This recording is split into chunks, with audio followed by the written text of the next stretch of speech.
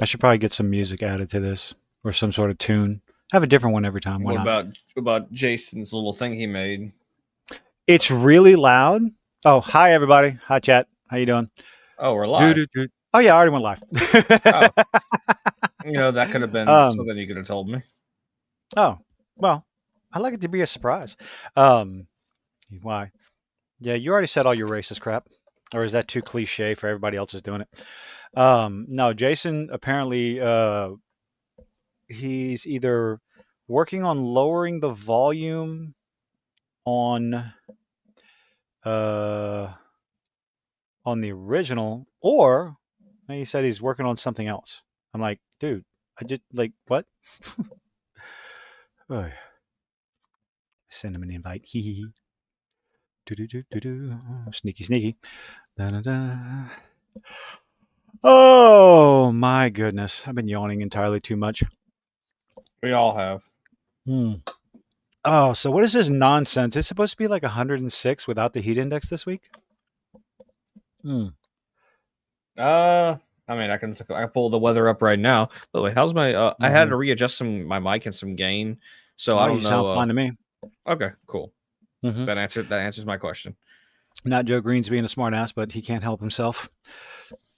Hold on, let me check the Uh, weather for this week. Pump up the volume. The pump up the volume is when it is a sudden jarring sound. I don't want to. It's one of the reasons why, like, this little thing that I made. I like this. I really do, and I would like to put some sound on it. I just don't know what kind of sound because I originally thought maybe like the static, the TV, and everything, but all the ones that I found This are this painful.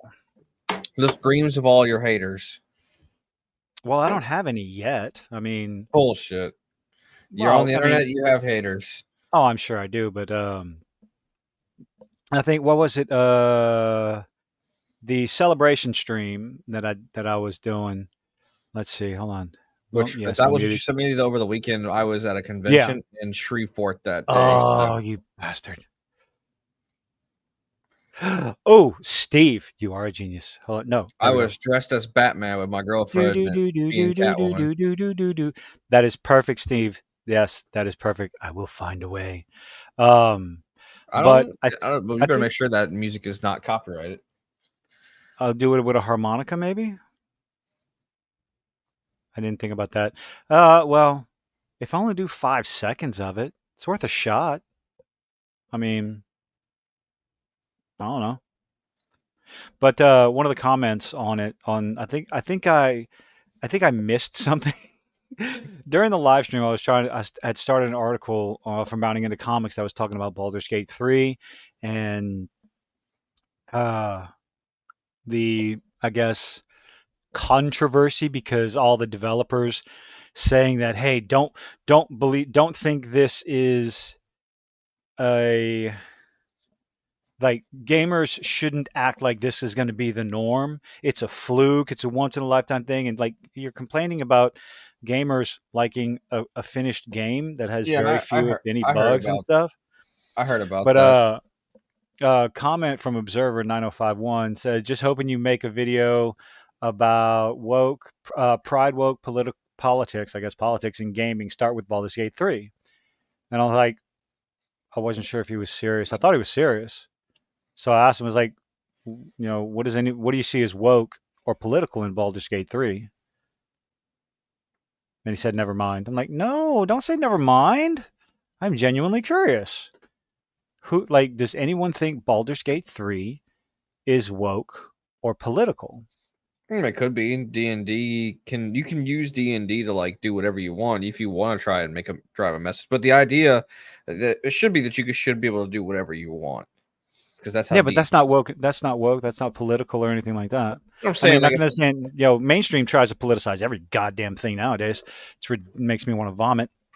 But if they're talking about the character creator, I think somebody was mentioned the difference between with the character creator how much you can customize your genitals, which apparently is excessive, versus how much you can customize your face, which is lacking apparently. I don't know. oh well, then I'm giving them the horse penis. The horse No, no, no, penis. no. The elephant penis. They're getting hurt. I want to see people complain. It's like, oh my god, the game's. It's like, can you make a can you make it like a oh, what was it I said about Cyberpunk? I said something about Cyberpunk with oh shit. I made a joke because of course in Cyberpunk you can make a man, male body with a vagina and a female body with a penis. And I'm wondering, it's like, if that's what they think is woke, I'm just wondering, it's like, do you know how much shit CDPR got for that trans woman advertisement? Like, I remember that. Pepperidge Farm remembers that. Like, CDPR was called all kinds of transphobic because of an advertisement, because corporations in the video game were um, using a demographic to sell a product. There's a word for it that I can't think of right now. Exploiting. That's what it is. Commercial exploitation. It's like, when you see that, I just look at that. I look at that and go, like, yeah, welcome. You're now part of the family now. When you get exploited for capital gain by a corporation, well, then you're accepted now. So, oh well. But to think that in the far future, in the year 2077, everyone where body modification is normal and you're seen as abnormal if you don't have any modifications, is like, what's exploitative about that? I mean, one of the singers, what was her name? Shit. I don't know. Cyberpunk 2077 singer. No, not Grimes. Grimes did the Lizzie Wizzy. Lizzie Wizzy, pop superstar. She essentially Minecraft herself on stage during a concert. This is all in the Cyberpunk lore.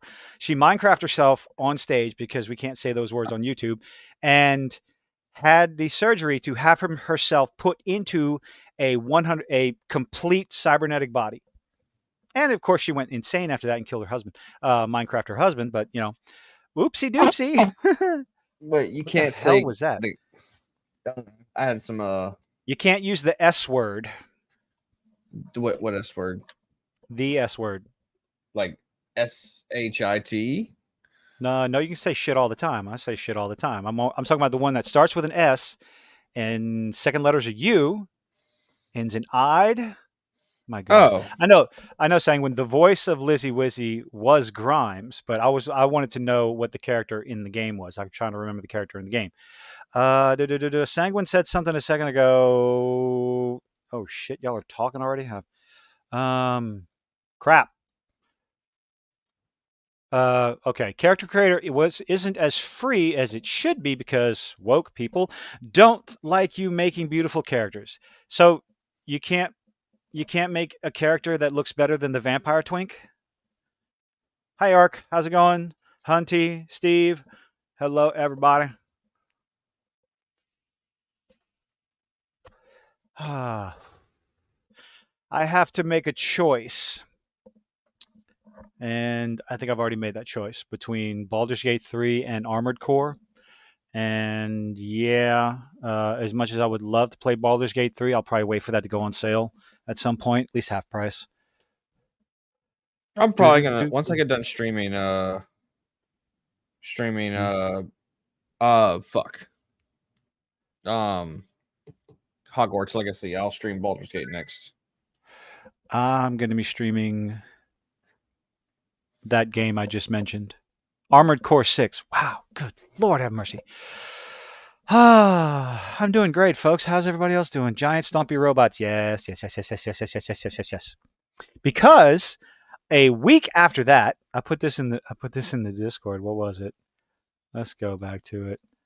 Uh it's like, my God, the fall is a ridiculous. So you had Baldur's Gate 3, that's about to be released on PlayStation. Um then God damn it. I know I'll put it somewhere. Armored Core is August 24th. So Thursday, Friday? What is that? Thursday. So Thursday, Yeah. And then September 5th, Starfield. I'm going to have to move the Xbox into the living room because I don't want to keep my children awake until 1 o'clock in the morning, regardless of whether or not I don't care what time I have to wake up. And thankfully, 19 days, I'll have 19 days before Cyberpunk Phantom Liberty comes out on the 25th. So, Sanguine, the person in charge of the character creator, was mad. People were making beautiful. What? And called them boring?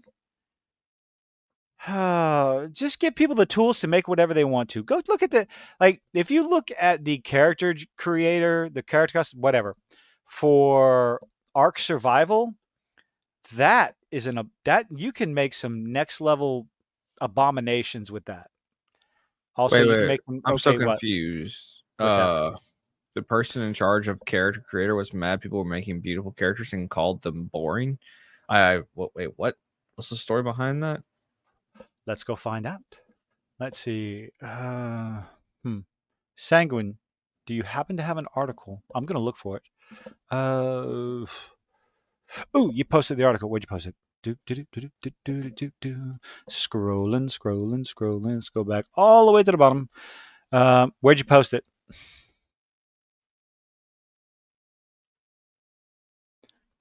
25th, 24th. Okay. Sanguine, where'd you post it? Do it again.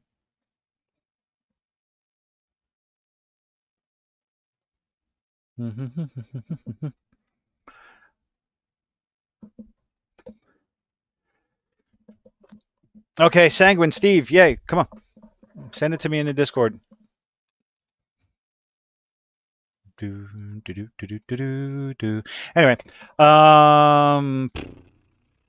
because yeah, when Cyberpunk comes out, I might ignore a lot of other games for a couple of weeks to play that, or I might Well, wait. I don't know. I don't know what I'm gonna do. well, thank goodness I have till Oh. like the 15th of November till to finish Hogwarts, Baldur's Gate, and then play Mario RPG Until what date? You're gonna try to finish Baldur's Gate 3 and how many? What?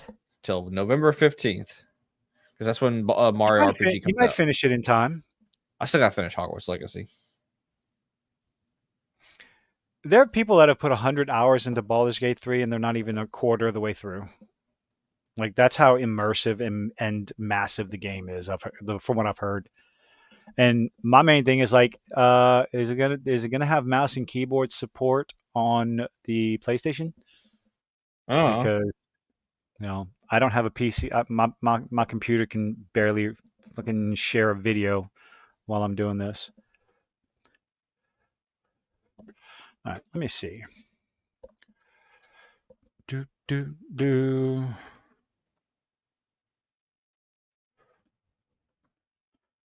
Character dev upset people are making beautiful characters. Let's see.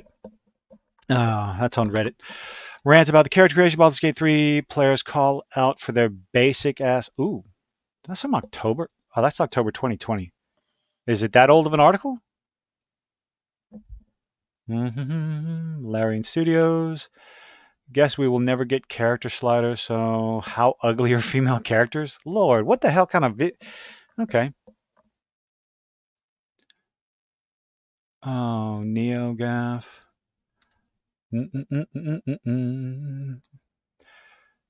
Baldur's Gate 3 makers tell player to stop being so basic. Okay, so this is back in October 2020. Is this the article? From I'm not sure. Polygon, of all places. No surprise. Baldur's Gate 3 makers tell players stop being so basic. Well, piss off.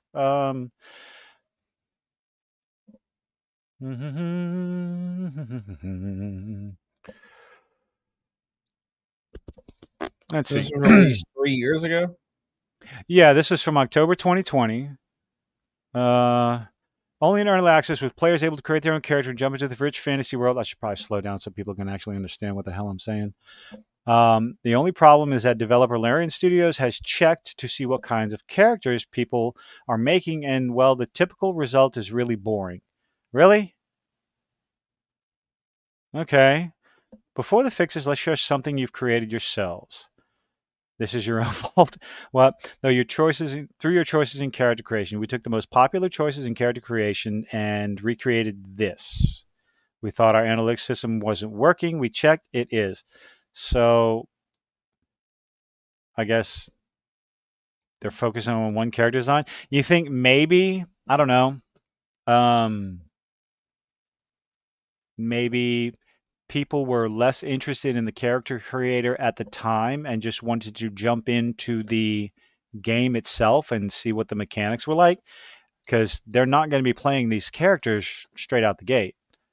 I don't know. Huh. That seems I mean, silly. I don't know. I don't know how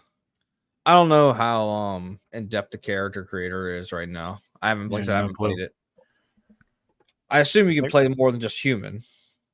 oh yeah, it's 5th edition. So, um, I'm gonna be an auto gnome. a what? An auto gnome. An autonome. It's basically a Yeah. warforge, but it's a gnome warforge. Oh, what I'm just was?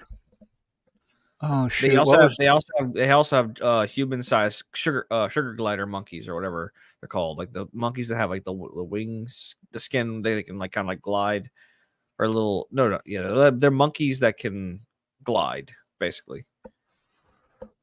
Only like 50% or less of the players will spend more than 2 hours in the character creator. I spent like in Cyberpunk. I spent quite a bit of time in the character creator. Um, Obviously, I am just joking. By the way, I will probably I wasn't. don't know. Maybe I'll play a Luxodon and have a giant elephant penis. Oh Who Jesus Christ! knows? Because that's what a Luxodon is. It's basically Well, you know what a Luxodon is, don't you? nope. You don't know? Oh well, the a Luxodon is basically it's an elephant minotaur. It's a human elephant minotaur thing. Like it's just it's like Snuffleupagus from Sesame Street. I don't know. Uh, Hadozi. What does that mean? there's also Leonins, like they're like lion minotaurs, basically. Then there's the actual minotaurs, humans, gnomes, goblins, halflings, depending on what type of elf. There's high Oh, elves, here we wood go. elves. So Hunty, is that the? I don't think there's an R in Durgar. I think the R is supposed to be after the E. Hadozi are the flying monkey guys. Durgar. Yeah, it's Duer, not So Dru. you can't be a tiefling? Oh, you can. Yeah, What about Azamar? Asdamar, Asamar. Asamar? What about I Eric thought, Cochran? thought they were Asamars.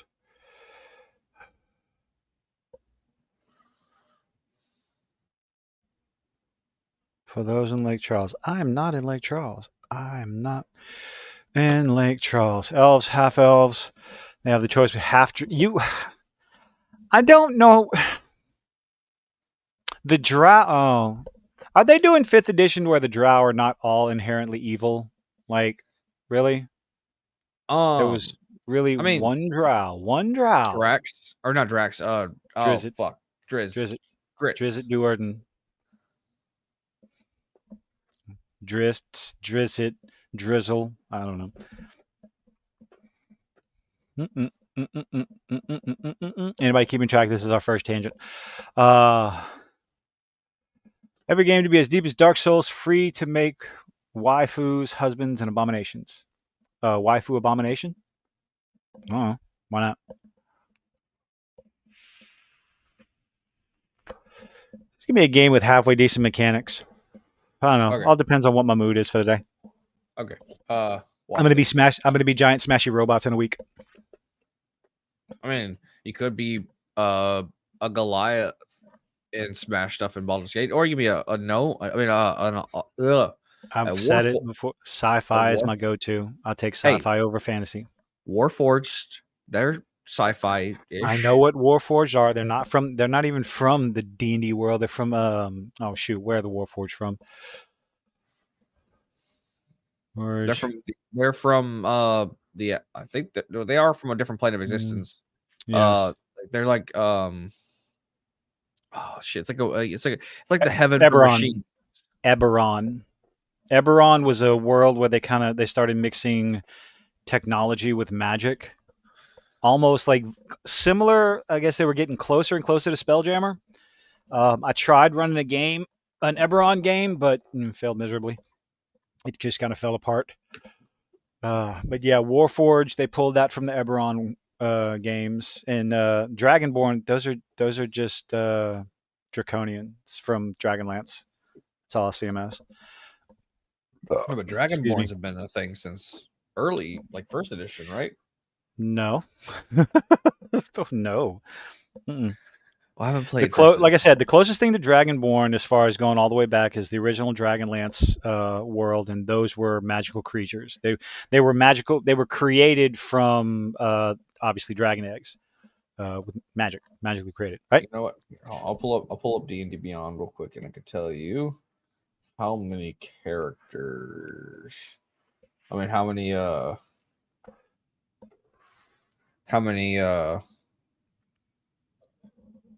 classes or races there are.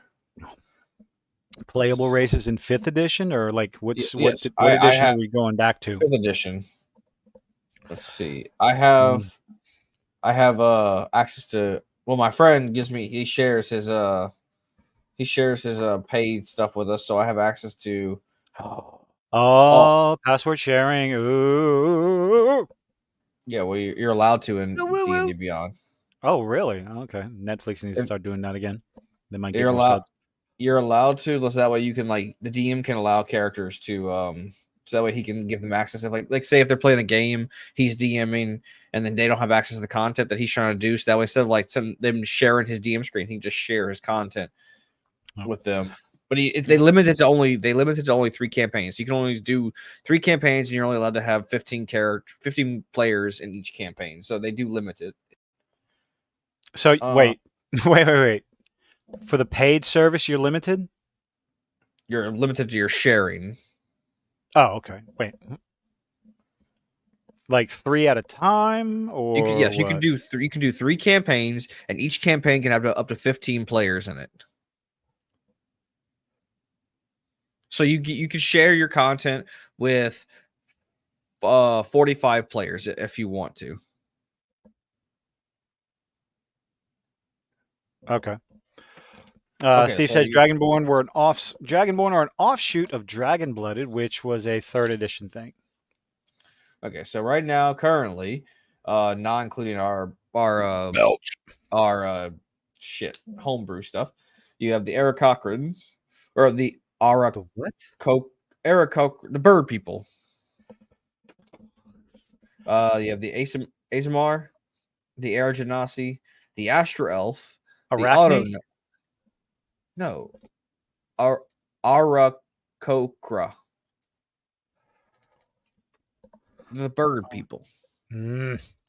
You have the Astra Elf, the Auto Gnome, Oh, okay. the Bugbear, Centaur, Changeling, the Deep Gnome, Dragonborn, Durgar, Dwarf, Earth Genasi, Eldr- El- Eladrin. Looks like a kind of like a fire elf, maybe. I don't know. The regular elf. You can play as a fairy, a furbold. What's in the core rule book? My God, that just seems like Oh, this is with all the like basically the DLCs of Fifth Edition. Every new time Jesus they release a new Christ. book, then you Oh, got the no. Fire Genasi, the GIF, which is basically a humanoid hippopotamus. You have the Gith, which are like they're not they're like the original Astro Elves. They're the guys who surf in the astral sea, and they can cut your tie if you're not careful and you cast the spell astral projection, you're still tethered to your original body. But if the gift can actually have swords that made of special metal that can cut that, and if it separates you from your string, you die. Gith Yankee, Gith Sarai.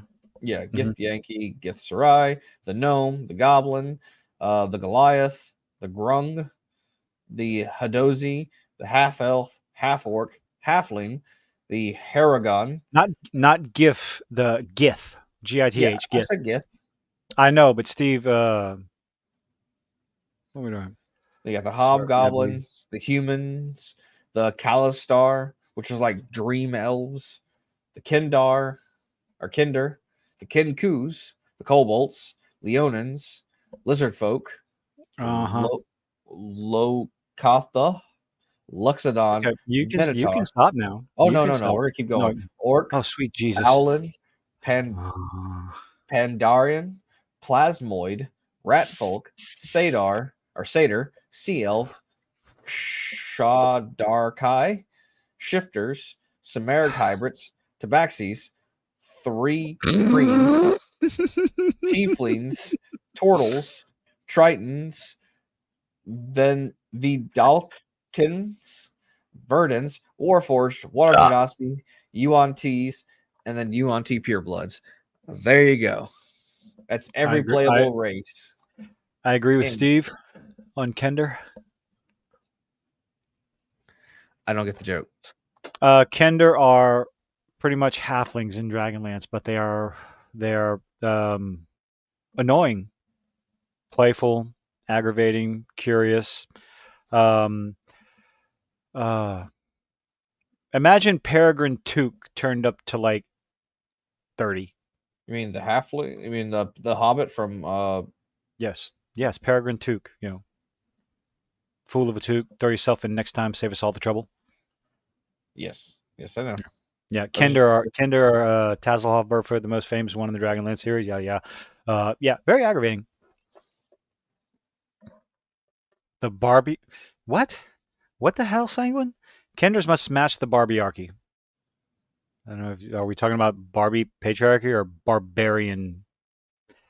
And I'm trying to sneeze and it's not working. I feel like I uh, have to sneeze, and it's not something that. No. So anyway, Vidya games, Vidya games, Vidya games. but anyway, so yes, I am I'll see what race I'm gonna play. I'm gonna stream that once I get done with Hogwarts. Yeah, I'm gonna be dumping all that stuff on Twitch. I'll be streaming on Twitch. I figure I'm gonna stream everything on Twitch, whether I'm on PlayStation or Xbox, because when Starfield comes out, I'm going to be streaming that. I can only stream that to Twitch, so might as well just start there. But Blue Beetle, how are we doing on Blue Beetle? I liked it, but it had its moments. Had its moments. Like it's like eye roll moments, you know. Well, that's one way to put it. You know. Let's see. Well, do you want to go ahead and give your Non-spoilery. yeah, that. Let's see. Filled with contrivance, overdone, overused stereotype after stereotype, insulting stereotype after stereotype, with good funny moments, not overdone, and I definitely appreciated that. Um, a main character who was smart at times and absolutely stupid at times that I'll definitely get into for spoilers. Um, Mid, definitely mid. Nothing to write home about, but I thought about it. I listened to other people's reviews on everything to see, like, get some different opinions, different perspectives, and everything. I don't think it's as bad as some. It's not a good movie.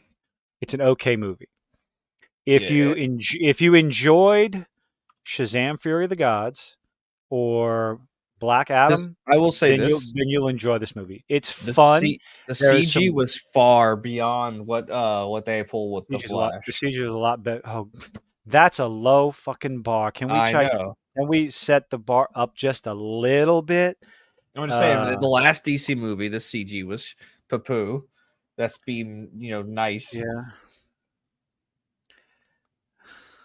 God, the Ooga Chugga Baby was better than the fucking Flash movie. For fuck's sake. Well, I'm making no spoilers. well, I like I said, it was good for me. Like when it comes like the idea of the movie, and I like some parts, and I had some eye roll moments in some of it. Just like the whole It's like, we'll get that into this in the when we get to the spoiler section of it. Uh, What did you think Wait. about Taco? I mean, it's a funny stereotype. I will admit. No. Here's what he's hold on. It was a Tacoma. So they just took off the MA at the end. Oh, I thought you meant like the fact that he was No, I'm like talking about like what he called they his love. truck, what Uncle Rudy called his truck. Come get the taco. And like at first I rolled my eyes and I'm like, oh, I get it. I actually liked that. I liked that Oh joke. yeah, no, it didn't bother me. I thought it No. was. Well, when I first heard about it, I thought, Jesus fucking Christ, how many stereotypes can you do? Overdone, overdone, overdone. But then, oh, it's a Tacoma, kind of like a Yoda, all that other stuff. So it's like, oh, I thought that was a decent joke. Like I said, some of the jokes were good. Some of them were like, I still don't like the whole Batman's a fascist thing, even though Uncle Rudy is a massive conspiracy theorist. Oh yeah, yeah. I And was there's gonna some other say stuff like, we're definitely gonna get into spoilers because some things I was like, why was well, let's see, hold on. I'm not gonna get into spoilers until we have something up that says spoilers. Was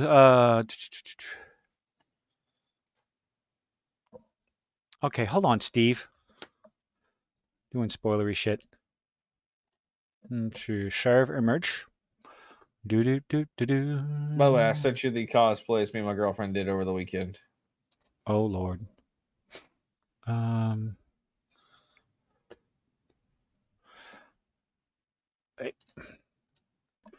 Open image in new tab.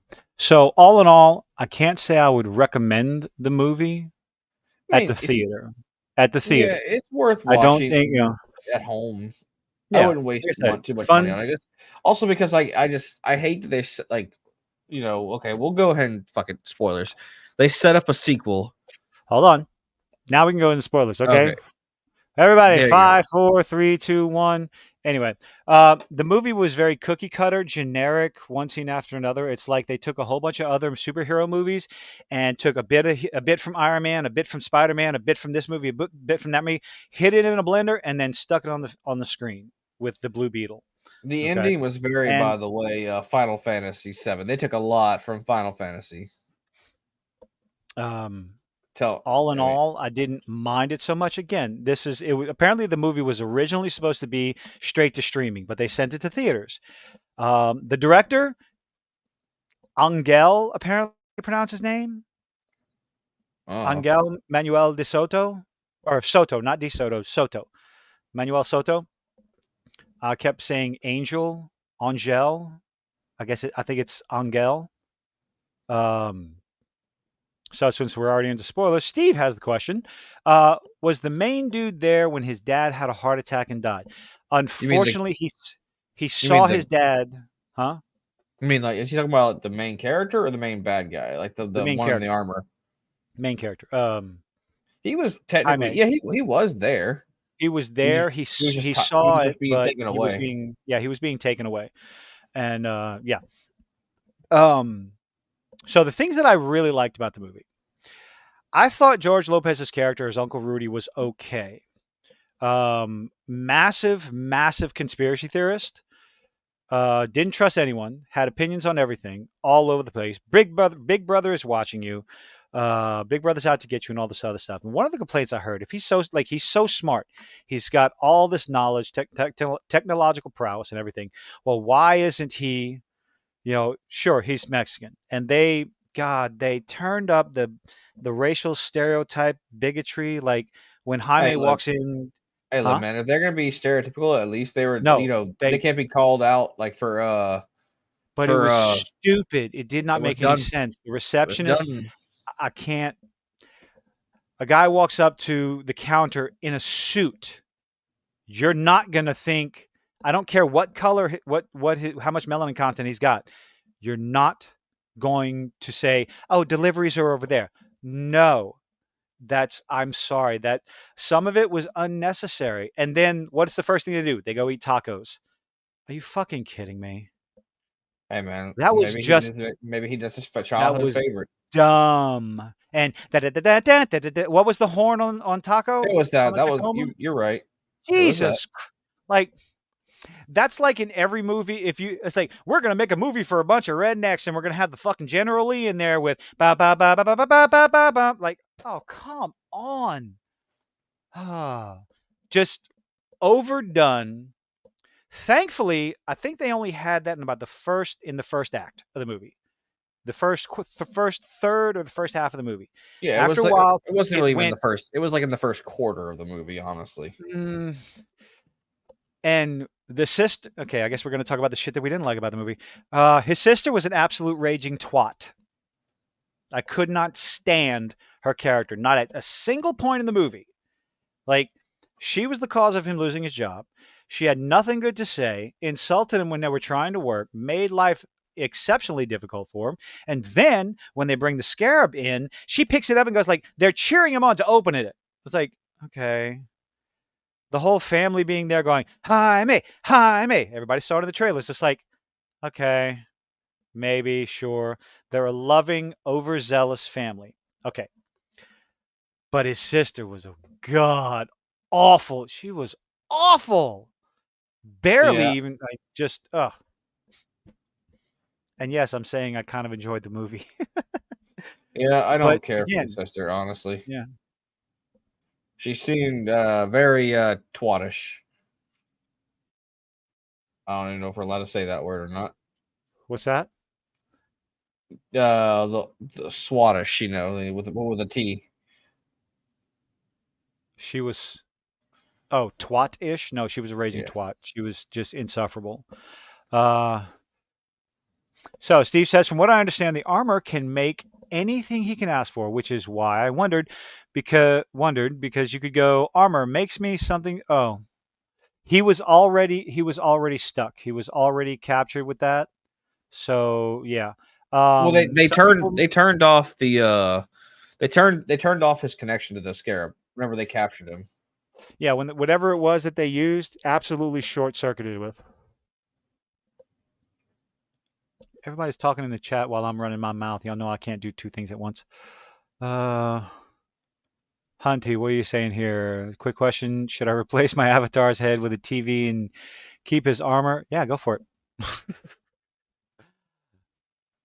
uh, But Warhammer? I don't know. the ending Armor fight me. scene was I kind of liked the fight scenes. yeah, I no, like no, the both of fight scenes were them. pretty good.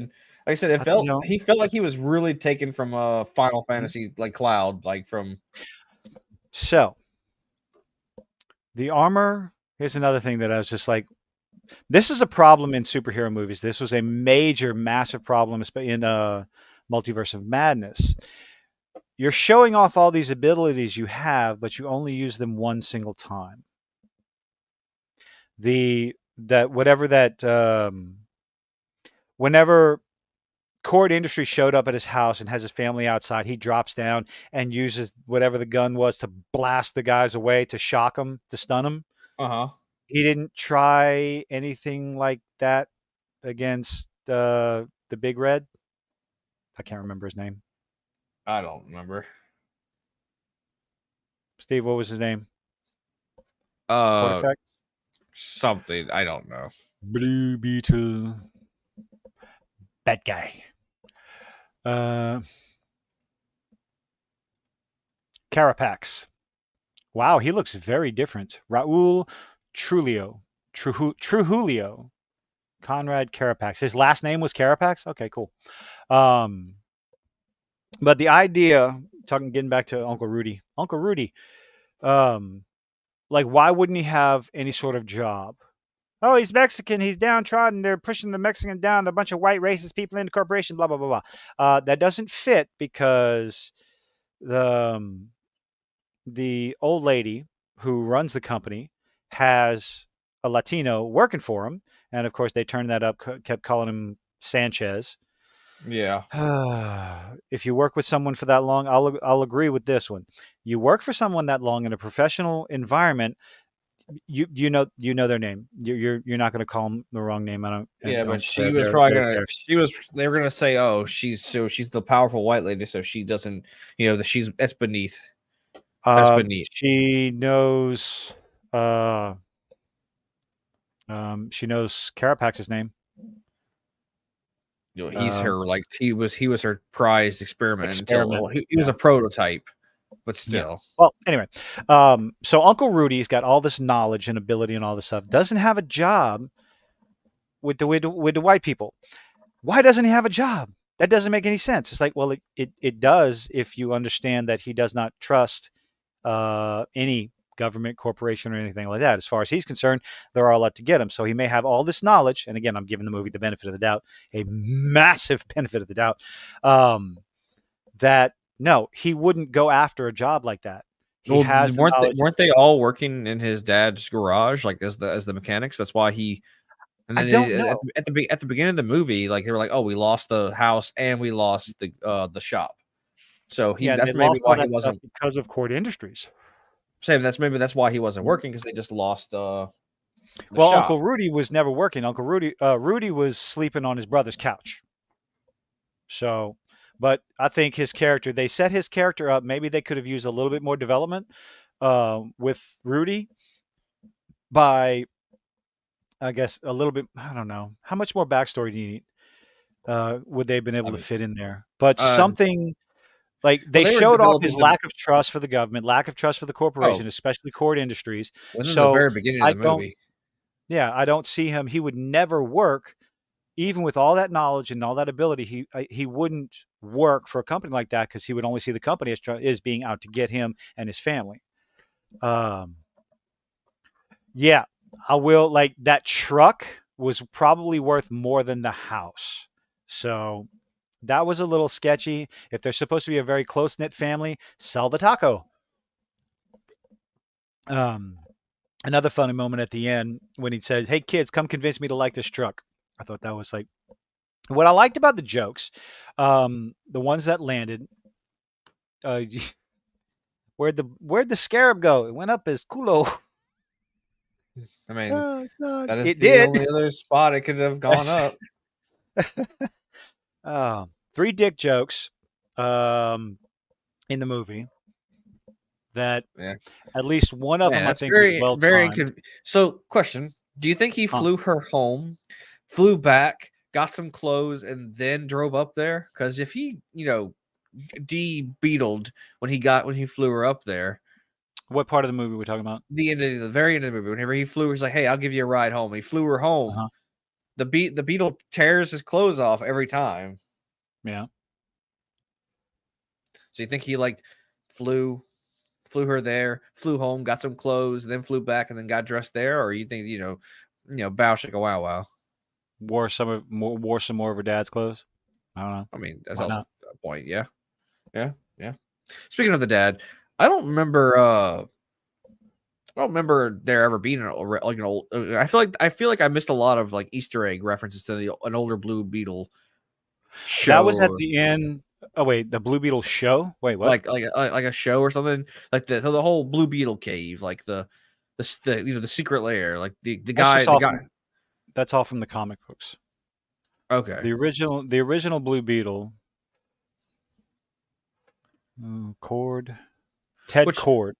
Ted Cord. Theodore Stephen Ted Cord, which was the girl's mother, um, is from. Let's thinking see. father. Yeah. Uh, oh, he was. Yeah. Ted Cord was the original Blue Beetle back in 1966. Jaime Reyes is the most recent Blue Beetle. Which I think he's the third version. So yeah, the whole setup and everything is to try to introduce Ted Cord. You mean Waffle? Don't do that. Sanguine, don't do that, please. Okay, the internet has ruined a lot of people, and you just put images in some people's mind. Yeah, don't. That's you. How could you do that?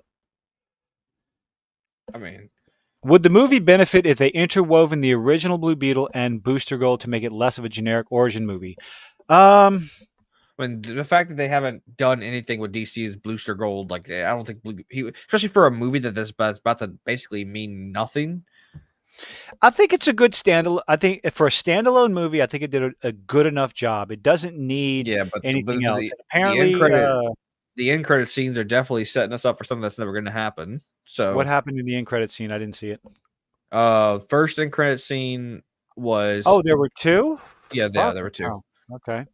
The first What's end the credit first scene one? is the he turns out the father is not dead. Ted's not dead. He's trying to reach. He's like, whoever turned this computer on, tell my daughter I'm still alive. I'm still out there. I'm coming. I'm coming home. Like, Okay. or I'm That trying to doesn't come home. surprise me.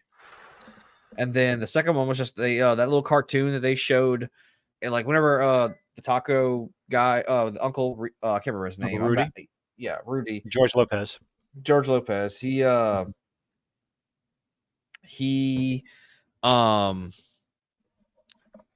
oh shit, I lost my train When of he was thought. when he was using When he the was using the truck scanner thing? to scan, Yeah. like, yeah, the scanner. The set was just the whole car, like a elongated cartoon. Like you have to see what was on the screen of the scanners. Like it was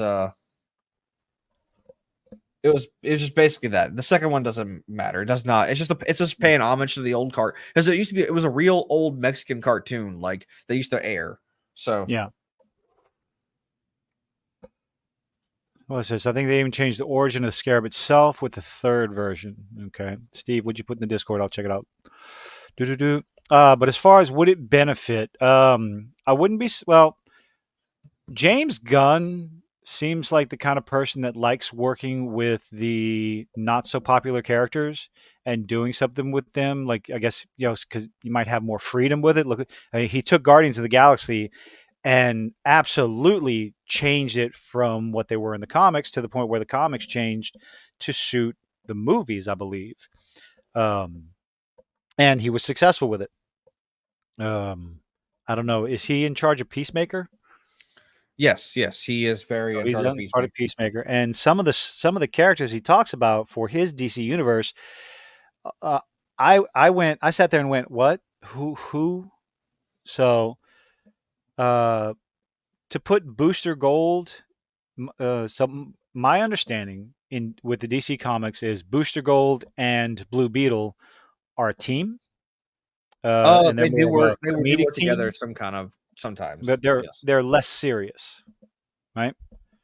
Booster So Gold is maybe definitely kind of a more joking character. He's also kind of like the advertisement here. Like he's like the guy that is always like selling something. Like okay. he's a public. He's more of a he is a superhero, but he's like a public. Uh, he's a public image guy. Like he's always like Booster Gold cereal or Booster Gold shoes. Yeah. So now it depends on what James Gunn. Now it also depends on will this movie make any money? Oh, not with a $25 million domestic opening weekend. It's not, and Uh, that's hmm. well, I think people just don't care about it. They're like, oh, the universe is getting reset. Fuck it, I don't give a shit about this movie anyway.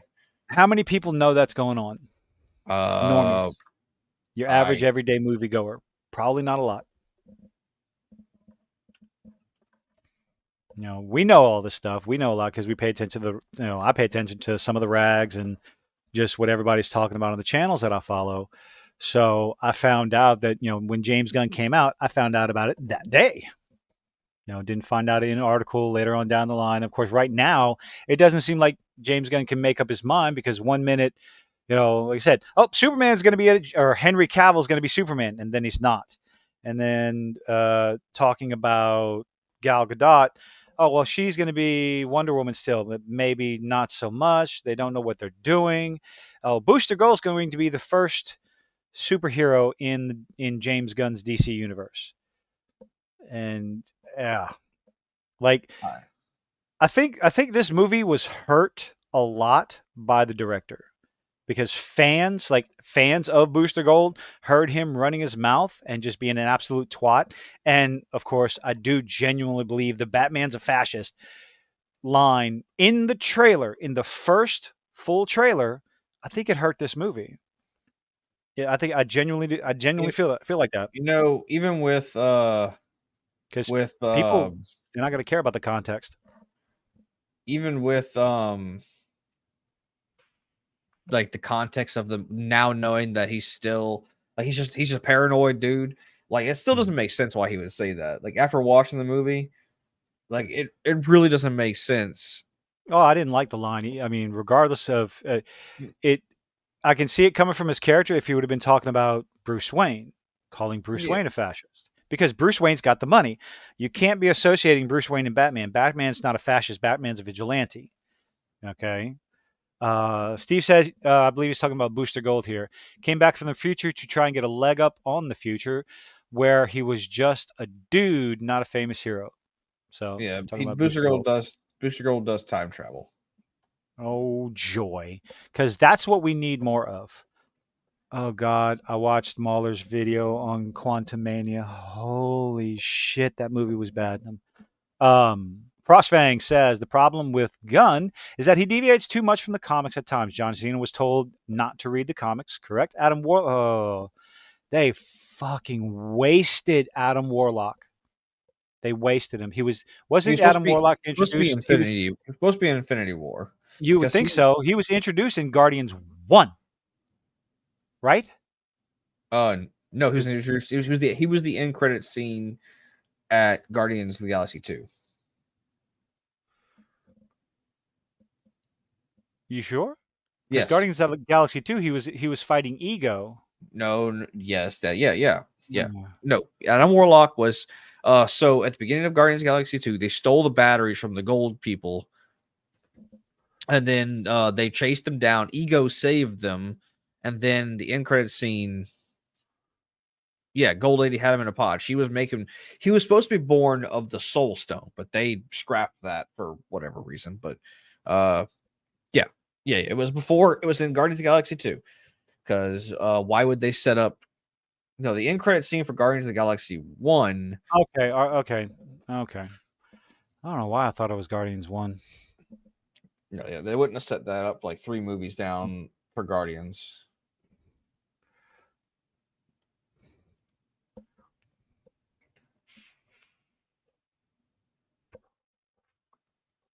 Yeah. I just couldn't remember what I remember the scene, I just didn't remember what movie it was in.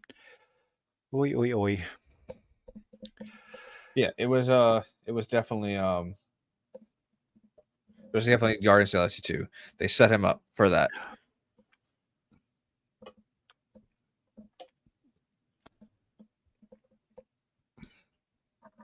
Why are we talking about holograms? Y'all started talking about holograms. You can change them all you want. Yes, but you can't interact with them. Unless, of course, you're in Star Trek holodeck. Which would be very bizarre. Lots of fun, too. Anyway. Blue Beetle. As frustrating as some of the parts were, it was okay fun. Generic, but yeah. I mean, I enjoyed like I You enjoyed still some have parts of. you still have Superman on the second screen? No. I finished it already. Oh, you finished it? Yeah. Ooh. I don't know, man. Like I said, it. I honestly, I will say, I thought they were gonna go I thought they were gonna go a lot more anime. Like whenever he started like powering up, it's like, oh man, he's about to do a Kamehameha. Like I thought they were gonna go very anime with it, but they didn't. I'm actually surprised because it felt like he was copying a lot of like Cloud's limit breakers whenever he was attacking the dude with the big sword. I thought, that the final fight scene, I thought that was pretty good. I enjoyed it. Yeah, and But then like then again, setting up the abilities he had, why wasn't he using? Excuse me. Why wasn't he using like weapons that he created before in the end fight scene instead of making something new every time? And I see it as like, oh, we're just trying to show off all what we can do on the screen. It's like, but you had stuff that was useful in the beginning, and you use them, instead of going toe to toe with Carapax. Shoot him, shoot his ass. by the I'm way, gonna I thought attack him with a Buster Sword. Like, I thought it no. was Anyway, funny that he refrained from killing, but the moment like do you know Uncle Rio why? Uncle Rio got into the blue like the scarab mobile or whatever you want to fucking call it, he was killing dudes left and right. Oh yeah, Uncle Rudy didn't give a fuck. Neither did Grandmama.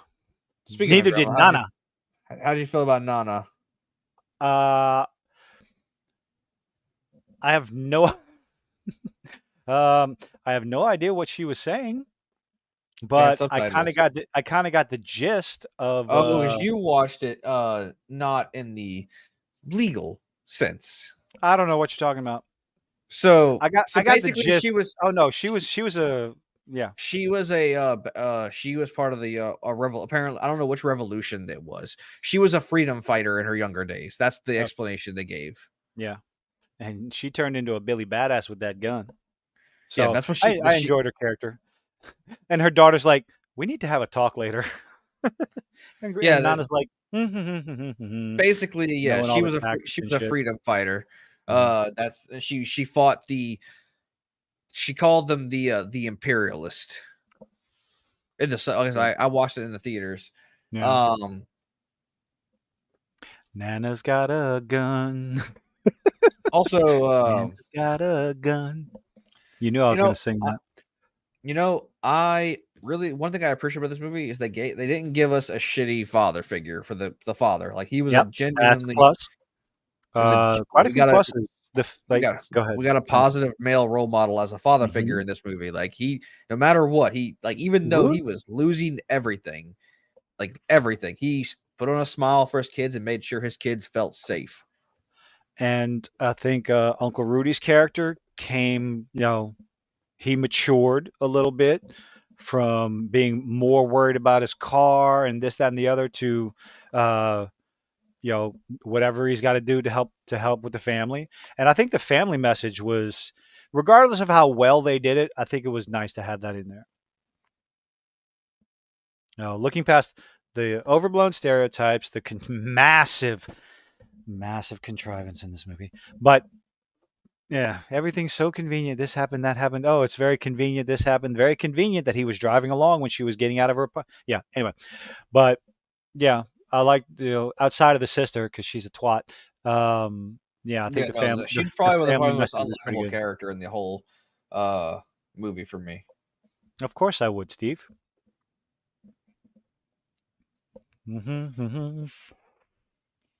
So yeah, I did like that. No, the messaging: never give up, never give up, never anyway, never surrender. Nobody talks about Galaxy Quest anymore. That's such a fantastic movie.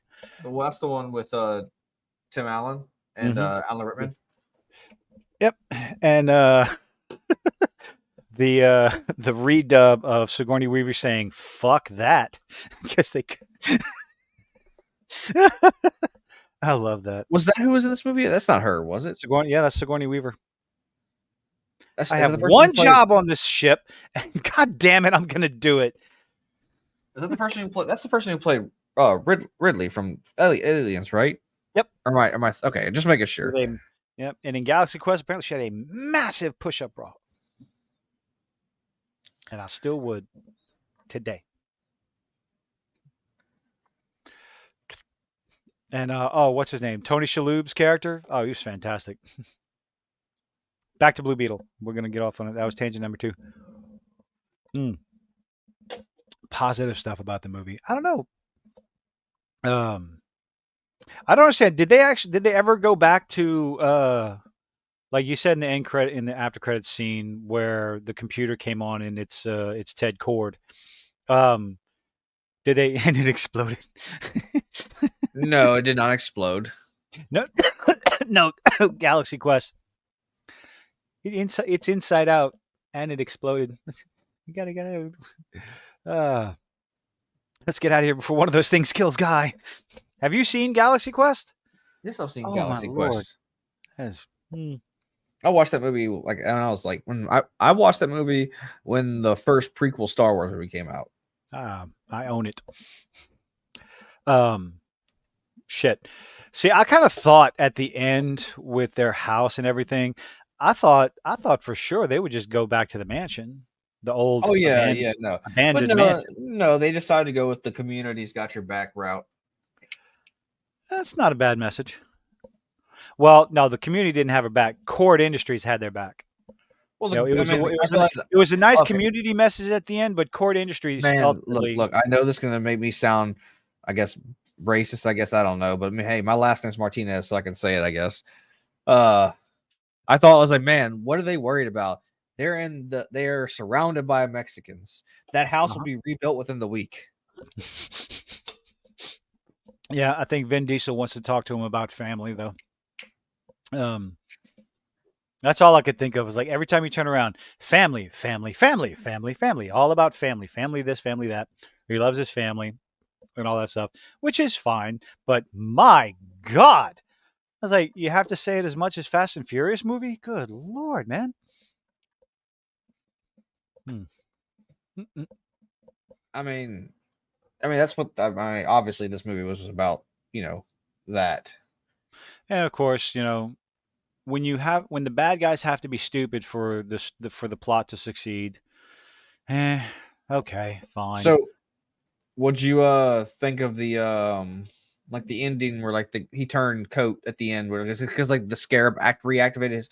Did they establish that she wiped his memories? Because I feel like that's how the only way he would have forgotten Whose memories? the main bad Carapax? yeah. No, I don't think they wiped his memories. He was just I don't know. I don't know. Brainwashed, conditioned, just uh trying to live, trying to survive. I don't know. It didn't really explain why he would still be helping her if she's the reason and Cord Industry is the reason why he lost his family. Yeah, like that didn't like. I feel like they had to like when they rebuilt him, they had to have wiped his memories. I feel like they had to, and then like Mhm. Well, the way she react, the way he, re, the way Carapax reacts to her, the woman that I can't remember her fucking name. Let's see, Blue Cord. Beetle. I mean, it's her last. You can just call Yes, her her last Cord. name is Cord. Yeah, Jenny Cord. Excuse me, Victoria. Susan Sarandon. Her performance was a little less than stellar, but um, yeah, he his reactions here and there to her, he was he was forced into the position that he was in.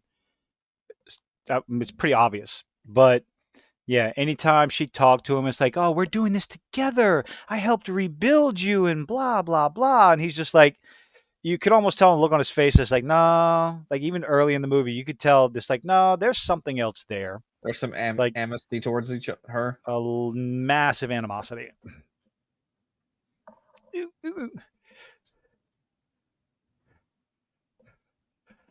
Spider Verse had a little bit of the family card. They didn't pull it that hard, Miles Morales' mother, she had her family speech a couple of times. You know, I love you. Well, I mean, I don't know if I wouldn't guess I wouldn't really call it a stereotype because Hispanic heritage or Latino heritage or whatever, there's very, very, very rooted in family. I wasn't talking about that cliche stereotype. I was talking about the racism, bigotry, overdone. Oh, deliveries are in the rear. Thank you, Sanchez. Elizabeth's character calling Dr. Sanchez. What the fuck? What was his? Wait, hold up. Don't tell me. Oh, she just called him Dr. Sanchez, and it was at the end of the movie before he got his shit shot in. Is when he decided to say his full name, which was Yeah, Dear God. Why? the long, uh, Like fucking Dot's name from Animaniacs.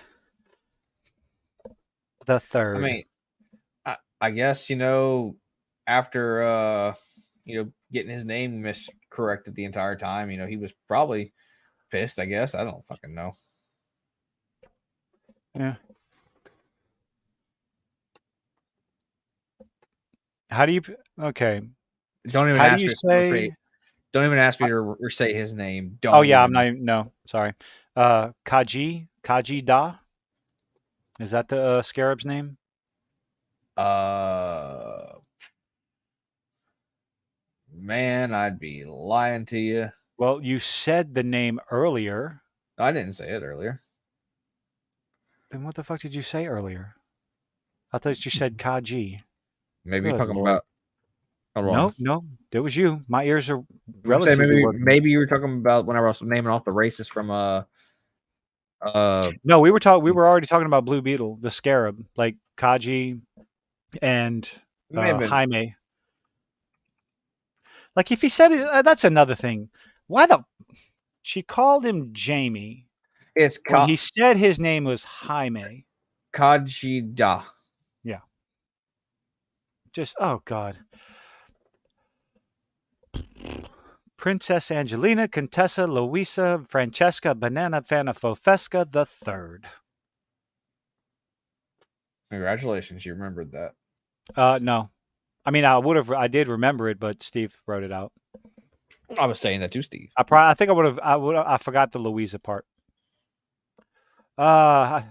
Frostfang. I guess I mean just beating the whole "it's about family" with Latino audience.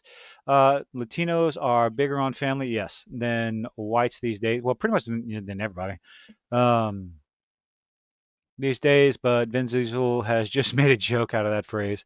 The whole movie series, what 12 movies in Fast and the Furious? Dude, I stopped Series? watching after Paul Walker died, so I don't know. I stopped watching from the very beginning. I've never watched a single one. Oh, well, the first 3 are Not pretty good. not a goddamn one. What is it? They're stealing cars. Oh, I watched Gone in 60 Seconds. That was a fantastic movie. I don't think I'm going to watch it now. God, that's what worries me. I have a different mindset than I used to. Hmm. I mean, the original 3 Fast and Furious movies are pretty good. They're not they don't go like obscenely ridiculous like Yeah. the newer movies do. But I mean, overall, I mean, like I said, I guess if you want to wait till this comes out on streaming services, Give yeah, it a or shot. Yeah. give it a shot. It's good. It's not terrible. Like it's got some stupid jokes in it. I'll give it that. Like some really dumb jokes. It's got some good jokes I in liked there. some of the, I enjoyed the humor because it wasn't overdone. It wasn't in every other fucking scene. They didn't try to make jokes at a tragic moment. Like fucking Like Taika Waititi would have taken his father's death and made a joke out of it, like he did in Love and Thunder. Stupid shit like that. It like, bleh. Angelina Jolie with a stick shift. See, that was distracting. What were we saying? I didn't say anything. I need to remember where I was saying. Fuck. The jokes. Fucking Steve derailed my brain in half a heartbeat there. I don't think the jokes were bad. They weren't overdone. They weren't in every other scene. The powerful moment when the dad had a heart attack, I think that had weight, but maybe that's because of personal experience, I guess. So it was something for me. It's not going to hit with everybody else. No, I still think the sister was still a fucking twat. Anyway, it was I definitely yeah. a heartfelt moment. Like I would say so. Um,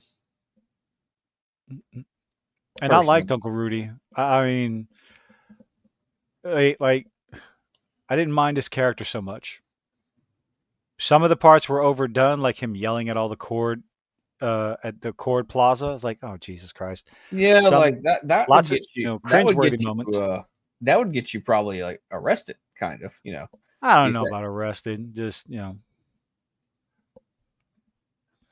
I mean, people would I it wouldn't go would that definitely far. it would not arrested, but like people would be like concerned that there's a man yelling "burn the building down" outside of Oh, their. that part, yeah, yeah, that might be seen as a little sketchy. And like a dude who looks like he's from, well, the ghetto is out there screaming, burn the building down. Like, I feel like that would turn a little bit more heads than what it actually did. Oh, connection is fairly good. I'm not on Wi-Fi. God damn it! I'm plugged directly fucking in. So yeah, all in all, mid movie, very cookie cutter, very you know, nothing to write home about. One good thing, it wasn't an intergalactic universe, multi-dimension, fucking Oh, quantum except for mania. whenever he, the Scarab accidentally, not accidentally, blew up a planet. That was just to show the scarab and where it was coming from. Which, by the way, Whatever. there was 6 others, if you remember, Really? because there was a yellow one. It was kind of like the Infinity Stones. Like there was a yellow one, a blue one, purple one, green one. Like I don't know if that was So from the yeah, comics or not. no idea. See, that's the unfortunate part. Movies like this, the story, I guess, would be interesting enough to see where they take it, but but because it's going to bomb at the box office, and make no mistake about it, this movie's going to bomb at the box office. Even with a 120 million dollar budget, you're looking at easily $70 million, maybe $80 million. We'll go, for advertising, $200 million. Double that to $400 million before it wants to break even. Yeah, no, I mean, I think the worldwide domestic was $25 million. Websites were celebrating. It knocked Barbie off the number one spot. It's like I fucking hope so. I 5 week don't old movie. think it did. No, it did not by much. Only by like $1 million. Wait, it made more than Barbie on the No, no, no, than no. It made more than Barbie this weekend. on the opening weekend. You mean? No, no, this weekend. Oh well, Barbie's been out in theaters for at least 2 weeks now, 5 week, right? 5 weeks. This Oh, was Barbie's fifth weekend. The Scarab chose Blue Beetle at the box office. Good lord. Barbie unseated from top of the U. This is fucking websites, okay? Blue Beetle global box office lands underwhelming. Yeah, no shit. Worst ever DC EU superhero box office opening overseas. Oh lord. Let's see. Box Office Mojo. Global box office, $43 million. Ouch.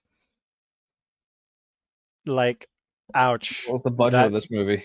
120. So it only made a quart not like it It made needs one fifth. It made 1/5 of its budget for the production. it needs 350 to $400 million just to think about breaking even. What's up, Spartacus? How you doing?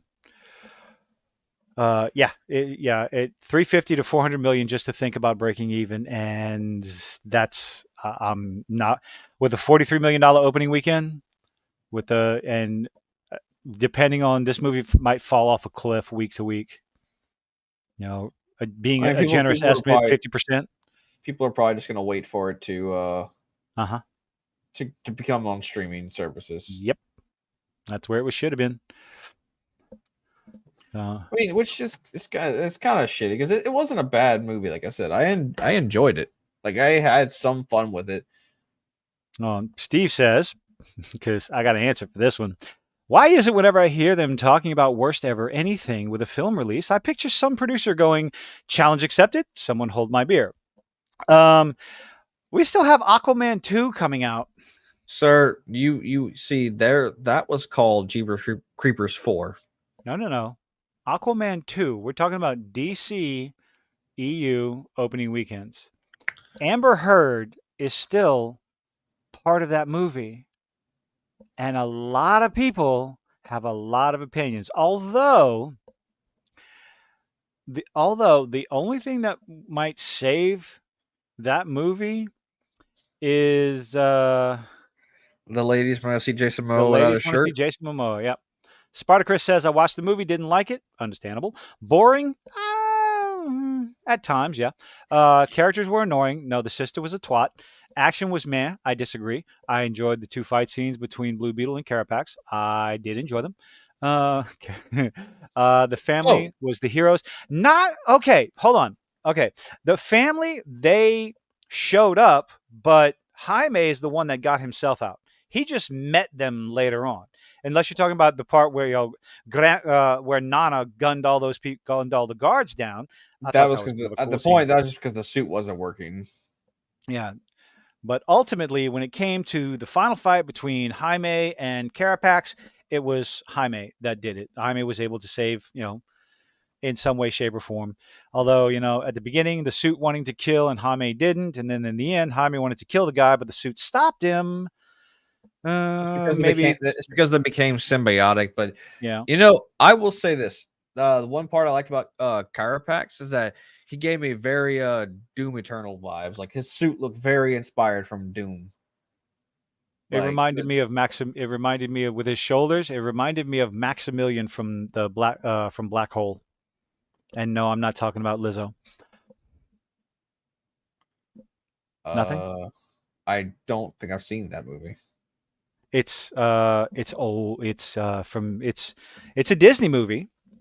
It's a sci-fi. I would call it a horror movie because of the age that I saw it at. But it's not. It's PG technically, I believe, but it's a fantastic movie. I don't know. All I know is that it reminded me of Doom, like Doom Yeah, Eternal. Maximilian was an awesome robot. Yes, he was. And I will get those three toys. I will absolutely get my hands on the three robot toys. I also want to get the vinyl figures from EFAP. I don't know how I'm going to get all this shit, but I figured a way. Maybe I can sell a testicle or something. Depends if they hide Amber Heard in the trailer. You mean The like movie's done. I like you mean are they gonna? You telling me this? They're gonna lie to everybody that that Amber Turd's not in the trailer. everybody kind of already knows that. Like that's not a surprise at this point. I don't think it was shoehorned. I just don't think they did enough to. They didn't talk about the relationship between Jaime and the Scarab enough for people to understand what was going on. Like the Scarab was trying to take over anything, and there was any sort of mental fight going on between Jaime and Kaji, and I think that was a problem. But yeah, as far as the Mexican stereotypes were added, good God, that was overdone, and Thankfully, I don't think it wasn't from beginning to end. They were there. It was very heavy-handed in the first part of the movie, but they tapered off towards the end. But yeah, the massive one stereotype after another, after another, Yeah. after another. So they're not supposed. They do eventually become symbiotic, I think. But Mhm. like Yeah, originally, but there was supposed to be some sort of constant fight between them. But oh yeah, no, oh yeah, no, they're how could I kind of dug Carapax's look. I liked his original suit. I liked the first suit over the second suit. I think the second suit was too bulky. I mean, I like I didn't said, dislike it. I just think that it the felt second one, very like Doom for me. yeah,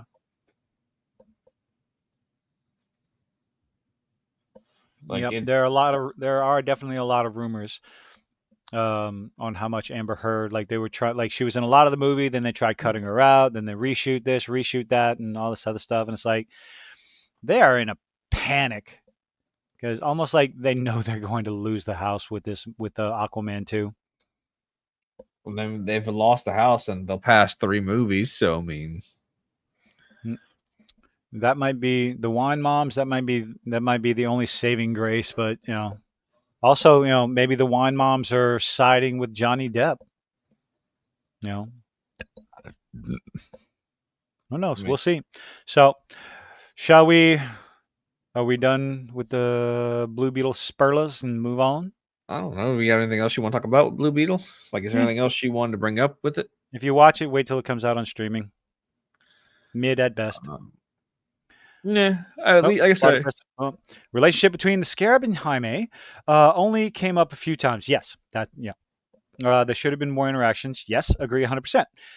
They treated Jaime as a teenage boy with the dick jokes, the three dick jokes. I thought the the part where Uncle Rudy comes in, where they're about to kiss in the mansion. They're about to kiss, and Rudy comes in and interrupts it. And it's like she's like, "It's not what you think," and he says, "Her mom died, or her dad died."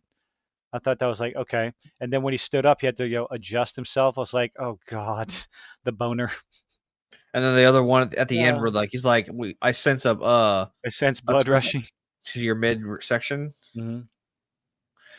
No, like No, so like those were his dad's clothes. Those were her dad's clothes. He wasn't wearing those weren't her clothes. Those were her dad's. Because yeah, she said before they go upstairs, she said I think my dad has some old clothes upstairs. well, oh shit, I had something, but I lost my train of thought. You're not me. You're not supposed to do that. Fuck. Um, but yeah, well, Oh, I was okay, gonna say talking about like gotcha. um another thing is the scarab like it it's supposed to be like more like war crazy or combat crazy. I think in the comics, like it was because it was meant to Mhm. be a weapon. Yeah, obviously because it's able to create any weapon he can imagine. He's Well, got the a thing very is, terrible it imagination started. sometimes. I mean, if the movie set continued, I wondered if they were gonna make the connection with the Green Lanterns um because the green it was meant to be an anti-Green Lantern, like the Blue Beetle, the people who made this, the race who made the Scarab were at war with the Lanterns, Okay. and I wonder if they're ever going to touch on that. That was something if that was supposed to be touched on or not. Also, I don't know if it was just me, but did it feel like that black military dude that what's her name Cord was talking to? He I feel like he was going to end up being the Martian Manhunter. He seemed like he Ev- seemed I think everybody's hoping to get John into the DC universe, like desperately getting him in one way or another. But yeah, Arc. I think again, my understanding, listening to other people talk about the comics, it is some sort of symbiotic relationship between Jaime and the Blue Beetle Scarab. it, it Like is, but one's like trying to take over there. it is, but like in some medias, like the Scarab is overreacting to everything. It's like there's a scene where, like in a comic, where like a kid accidentally bumps him, and it's like, oh, threat, kill the kid. He has to Uh, fight. He has to fight to get the Scarab not to. the only part of the Scarab being world ending was almost a throwaway line in the Oh, the movie where scene. they were talking about it when they were I think that when they were at the dinner table or something where what's her name was talking about it Jenny Cord was talking about it, some sort of world ending technology. And Yeah, yeah, just a throwaway line that they didn't really it didn't come up outside of that one little discussion at the table. Yeah. So yeah, I would think there's some missed opportunities for sure.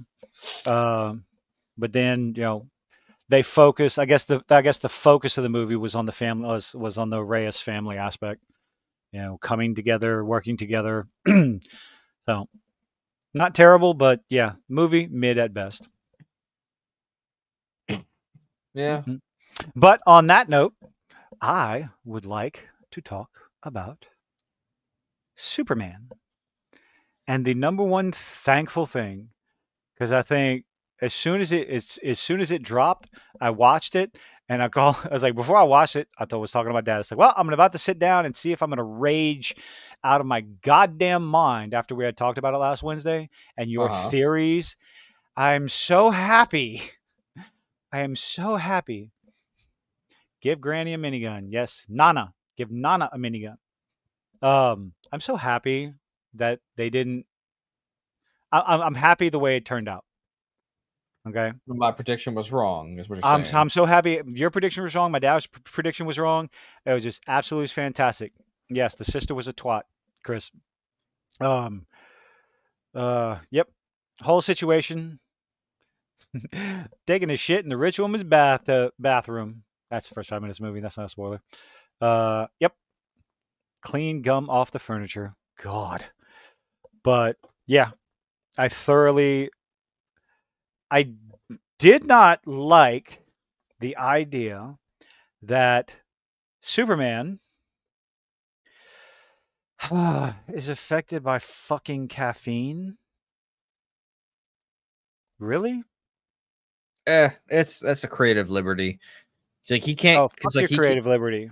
he can't No. in the comics he can't get drunk either. So I don't know why they made it Uh-huh. to where In Christopher Reeve's movie, he couldn't get drunk. In most other iterations, he can't get drunk. But you're gonna tell me he's gonna drink all this coffee and he's gonna be jittering all over the place and just like, come on, well, okay, so the just only give him explanation the sleep deprivation. That's fine. the Don't only make him all explanation cracked out the on only coffee. explanation I can God. think of is like the older Superman, whenever him believing he was human. I know he's not, whenever he didn't accept his Kryptonian side, he installed mental blockers where like he thought he had, so he thought he needed to sleep, he thought he needed to eat, like he thought he needed to drink water, like it turns and like originally like that's how, well, not originally, but again, like he installed these mental blockers in his head because he didn't fully accept his Kryptonian side, How but is all your mental blockers going to affect your metabolism?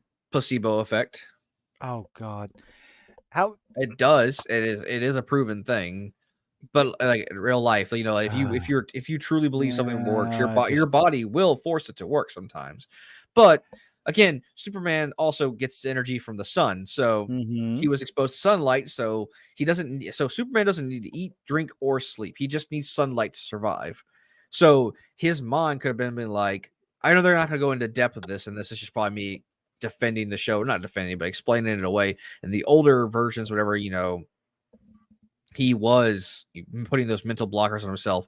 The sunlight he like was still supplying him with energy, so he was still exposed to sunlight. So he may have been thinking the coffee was giving him the energy, but it could have just been him absorbing the sunlight. That's a simple explanation I could have given it, but I don't think the writers were thinking that deeply about it. Call me crazy.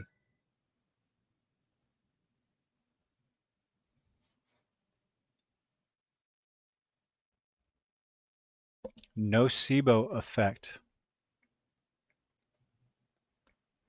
If you think a treatment will be painful, there's a higher chance that you'll experience pain. That's okay. I can believe that because the brain is a powerful thing for sure. Brain is a very powerful thing. But the other thing I could not stand about this episode is Superman was an absolute idiot at the end in the fight. Kicks everybody's ass, forgets the purple dude. What? He could have been exhausted, like because he hadn't slept. He hadn't slept. He what? He could have been tired, because he's been It's running a around. it's a moronic contrivance. Well, they have to put the plot along slim. They have to depower this They man could have because done a better job with it. They just could have made him stronger because ultimately, the guy, like, you know, just Superman definitely got his ass kicked, but at the like ultimately he he was getting his ass kicked because I guess he was trying to be careful, holding back or whatever, and then ultimately he starts fighting back against the regular guys, the regular bad guys, and then once he's got them all laid out, he looks around and then starts flying off like he's done, and that's when the purple dude just wraps the tail around him, drags him down, and whips his ass. And that was just like I fucking rolled my eyes, like, oh come on, they could have like. It's irritating when all these other things, the way they've handled Lois, I think has been superb. I genuinely do. Regardless of how she dressed or whatever you think about the animation style, I think Lois's character has been well done. I also think, for the most part, Superman and Clark Kent have also been well done. But when you have parts like that at the end of the fight scene, oh, he just flies away and forgets. That takes you out of it. It makes him like you did such a good job with the build up, and then you shit the bed at the end. You know what I mean? uh-huh. But I like how they made Superman look bad, but I don't like how quickly the people in Metropolis turned on him. That's like I think it should have taken more than just that that one instance. I like how they use the invisible guy to trick him because nobody else can see him. Superman can see him. Nobody else can. So all they see is Superman run out in front of a truck. It's like, oh my God, he's lost his mind. But for the little girl that he just saved the life of, find your mom, not saved her life, but got her back to her mom. It's like all of a sudden she's crying and terrified. Like, I don't know. It was rushed. That's my problem. Some scenes like that, it feels too rushed, but a couple more scenes like that would have been better. But all in all, I'm so glad it wasn't any sort of stupid mind control. It wasn't kryptonite. It was just no. They just tricked him because Superman became obsessed with the general. And he became obsessed because he's all of a sudden, and overwhelmed because all of a sudden he discovers he has super hearing. Are you still there? Yeah, I'm still here. Okay. He all of a sudden discovers he has super hearing. And say what you want about him, I got my little gripes about he discovers all these new powers after he's matured to an adult. Like, okay, fine. Creative Well, liberties in that that that one. does happen in the comics. Like he does like learn more At about such an himself. older age, though. It was more like in his like late or mid to late 20s. Mm.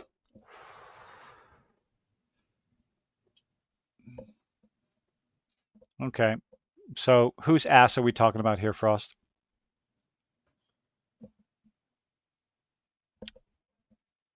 Oh.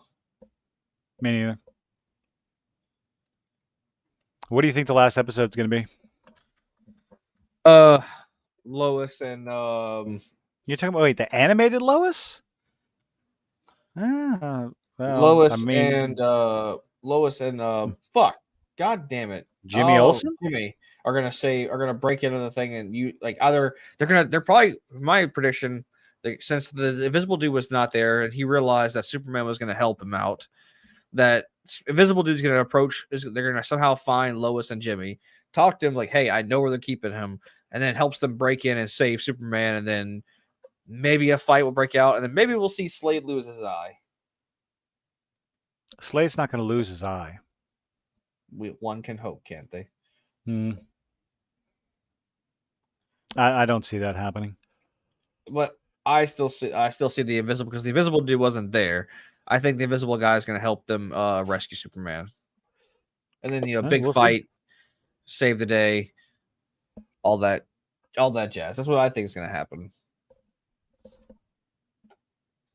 Hmm. Apparently, the list of voice actors or voice characters on the IMDb page I was looking at seemed turning out to be maybe incorrect because of that one name that I saw. You know what? I don't want to know. I'll. Okay, good. You forgot? All right, good. Yes.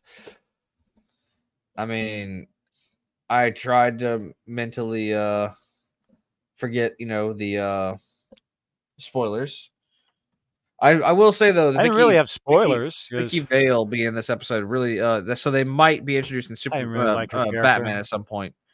I don't think she should have been so, I don't know, adamant about outing Superman as a villain because of where she's from. Gotham? Well, maybe Batman doesn't exist yet. That would be dumb. Or maybe say Bruce hasn't come back from his journey of becoming Batman yet. So Gotham is still crime ridden and like everybody's bad in Gotham. Because remember, this is still Superman is still young in this show. So Bruce could still be on his journey, becoming Batman, finding the League of Shadows and all that stuff, or learning his martial arts. No, this is taking place before Tim Burton's Batman. I'm trying to feminize Superman. What? Because he's wearing a pink shirt? I'm No. I'm confused. What do you mean? Frost says, I did see Clark wearing a pink shirt. That was pretty wide V-neck. Okay, dudes wear V-neck shirts. Dudes wear pink shirts. I don't see them trying to feminize Superman.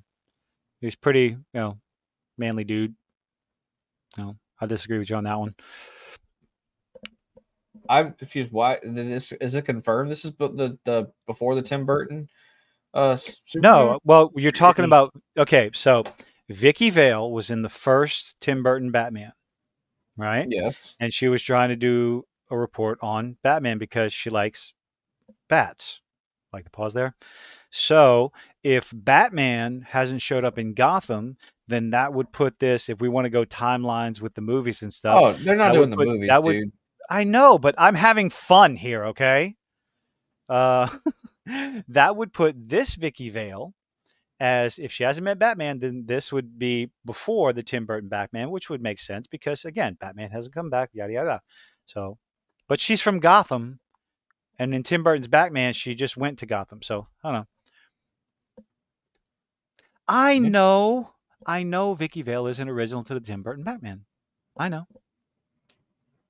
Why is everybody trying to shit on my parade? Don't pee in my Wheaties. I'm having fun. I'm trying to speculate on stuff, even I though mean, it's absolutely not necessary. like I said, the only reason why I can think of is that that Bruce hasn't come back yet to Gotham, and that maybe that's why she thinks everybody's bad because there hasn't been anyone, or maybe Batman is just showing up and is vigilante bad. Ooh I don't think we've hit 5 yet, as far as tangents goes. But the show is not over. I'm so Well, disappointed we haven't gone on so many tangents. we're still on Superman. We've been focusing a little bit more. We're talking about 2 and 2. I just knew.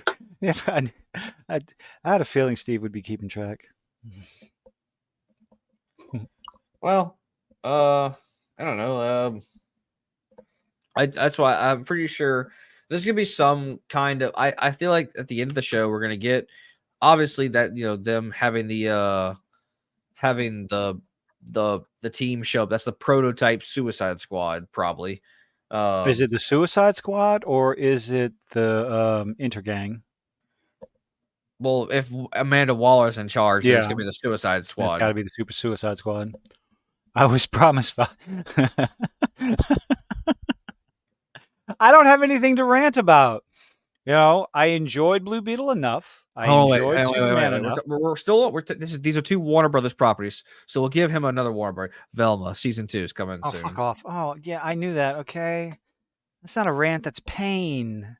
It's a tangent. There you go. Oh, You got 3 God. tangents, Steve. No, that's a forced tangent. That's no fun.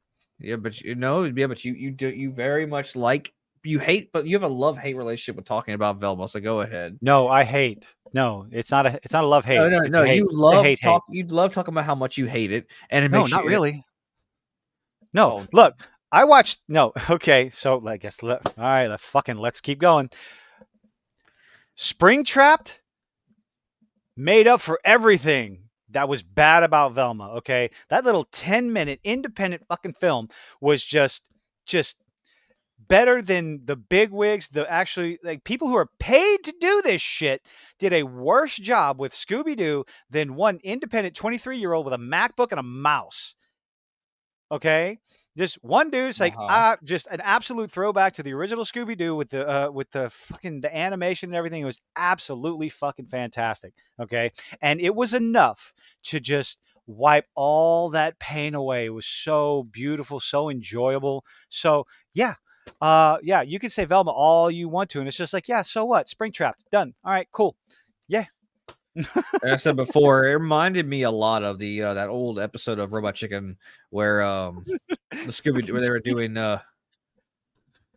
they were doing the gang goes and like investigates Jason Voorhees.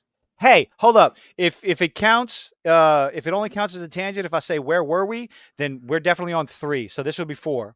Okay. People who are paid don't have any passion or creativity with Scooby. They don't have any passion or creativity with anything that they do, whether it's in. Are we forgetting Henry Cavill's passion for Warhammer? I'm making a generalized statement towards the bulk. Okay. Like, yes, Henry Cavill has passion for the fans, for nerddom. He is our new nerd god. Fuck you, Kevin Smith. You've lost the plot. Speaking of that, I actually met Kevin Smith this weekend. I forgot to mention that. Is he much of a douche canoe as he acts? Actually, no. No? I'm friends with one of the cosplay guests that showed up to the convention, and near the end of the day, they were like, "Hey," I was like, instead of spending the the exorbitant amount of money that is con food. Like they will charge you like $10 for a single slice of pizza, which is garbage. It tastes like cardboard, by the way. Or like $7 for a hot dog. And no, Kevin Smith was not crying. Oh, shocker. I guess. Uh, Ooh, Ahsoka comes out tomorrow. So I borrowed their guest pass, went back into the green room to get some, free food. I won't say what convention I'm at, just in case. I doubt the convention You already goers are said where you watching. were, but anyway. I said in Shreveport. I didn't say which convention. I didn't give the That kind of name narrows it down. or the name of the friend who let me go back there. So anyway, I went back there and he was just Kevin Smith was in the green room just eating his lunch, and I walked by him. I wasn't gonna say anything to him because I didn't want to be that asshole who's like, talks to celebrities when they're on their break or eating their lunch or whatever. So as I walked past him, he flagged me down. And he started talking to me about my cosplay, and he said, just wanted to just I don't know, just shoot the shit because he thought I was a guest because I had the guest badge on. And he was a nice guy. I didn't say anything important. I kind of like tried to make a You quick didn't with ask him. him why he tried to ruin He-Man? Look, man, I didn't feel like getting into a fist fight that day. Also, I don't give a shit about I don't give enough of shit about He-Man to like. I grew up when He-Man was just about ending on the cartoons. Mm-hmm. Like so, like He-Man wasn't important to my childhood as it was for yours. And he said, "Why'd you go after Clownfish TV when everything they said was correct?" I did, however, get to meet Sam Whitner No. this weekend as well. Who's that? He's the guy who plays Starkiller in the original Star Wars: The Force Unleashed games, Okay. like the second one. He also does the voice. He does the voice of the Emperor, of Darth Maul, and the Dark Sun, who's in the Clone Wars. He does a lot of voice acting for Star Wars. He's one of my favorite Star Wars actors, so I was super excited to meet him. And he was a really cool dude. Like I paid for his autograph, to go get him, go say hi to him and all that stuff. And he was a very nice guy. Very cool. He's one of those hardcore like OG Star Wars fans. Like he's been working with Star Wars since he was in the we call it Legends, or we call it Extended Universe or Expanded Universe, whichever one.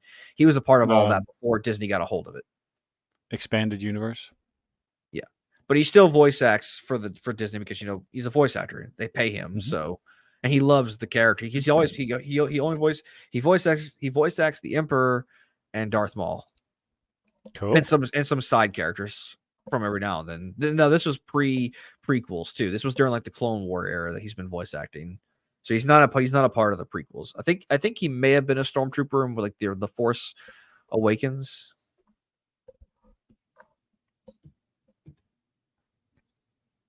Yes, the Dark Times Before the Mouse. Which, by the way, Steve, this makes another tangent because we're all talking about different things. So your tangent number increased again. But yes, I did get to meet Sam. I also got to meet Brandon. Oh shit, what's his name? The guy Not who played Lee. Superman. Not Brandon Lee. No. That would have What cost. happened? You had an out of body experience. That would have had to cost some necromancy. I got to meet the guy who played Superman in Superman Returns. He also plays the Atom in the new Legends of Tomorrow.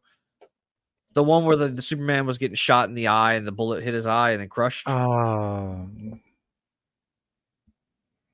Yeah, there was always a part of me that felt like that trailer was a fever dream.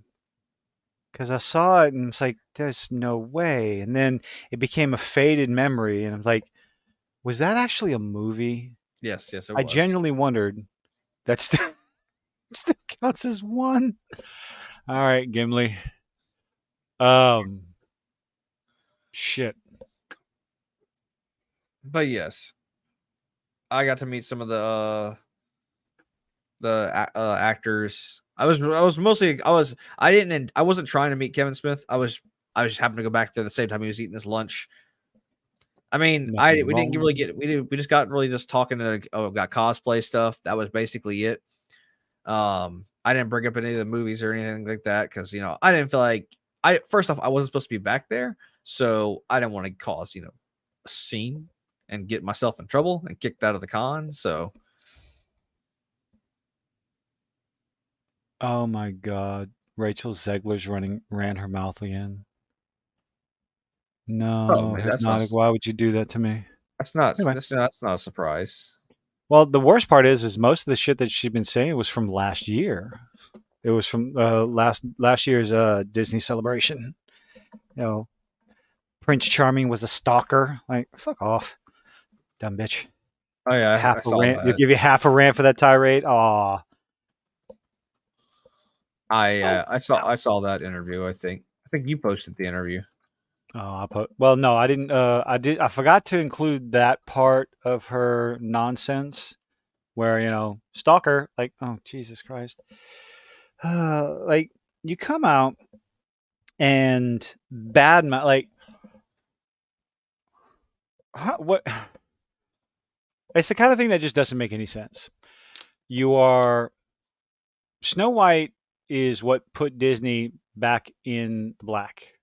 It was their first full length feature film, cartoon, whatever that that they put out. It was the very first one. Started it all, and to sit there and badmouth the movie that your shit's based on, it just I don't know. That's a whole other speech I've gone into so many times. Stop shitting on the stop I mean, shitting on the source didn't material. he didn't he just like didn't he just show up and just happen to run into her like during Yeah. the in the woods? Hmm. And they just happen to meet.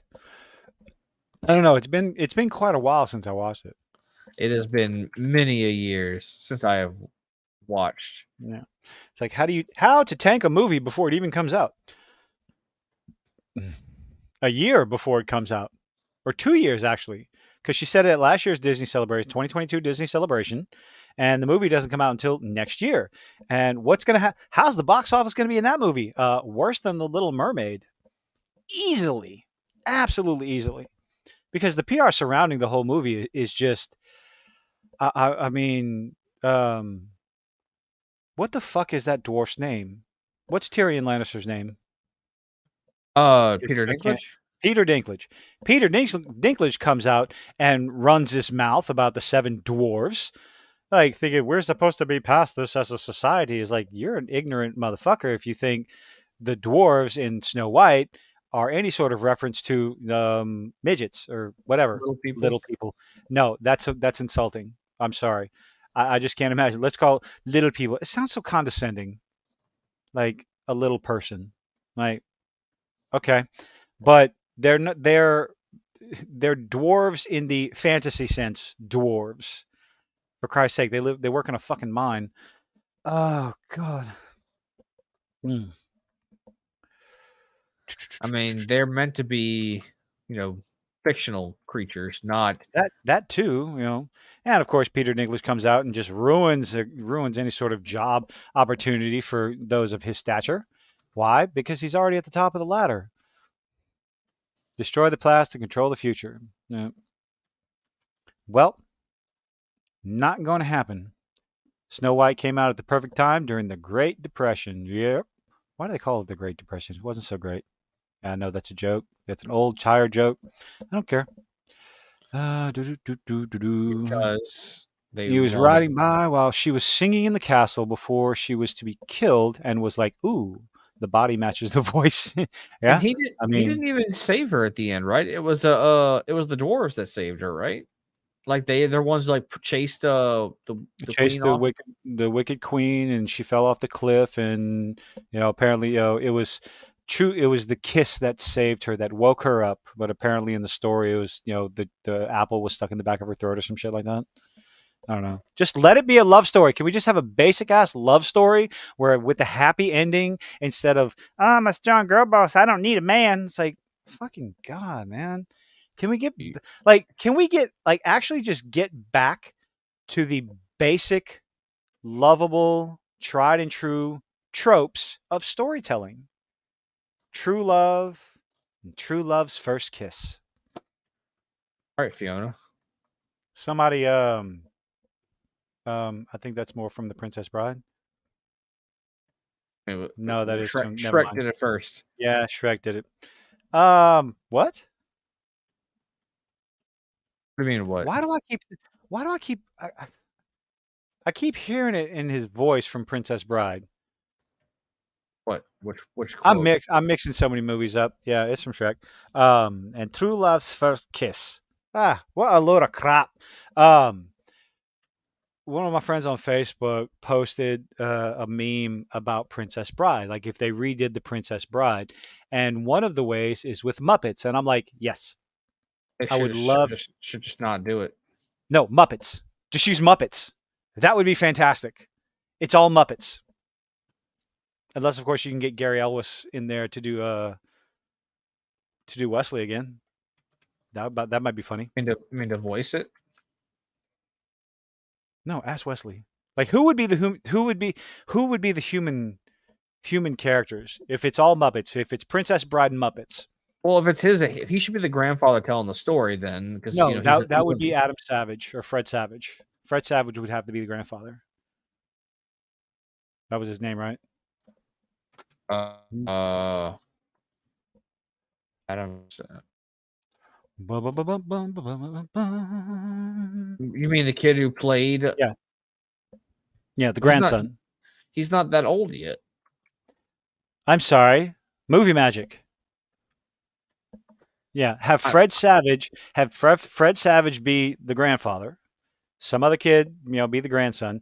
But yeah, have in Muppets. I mean, that would be just fantastic. I would love it.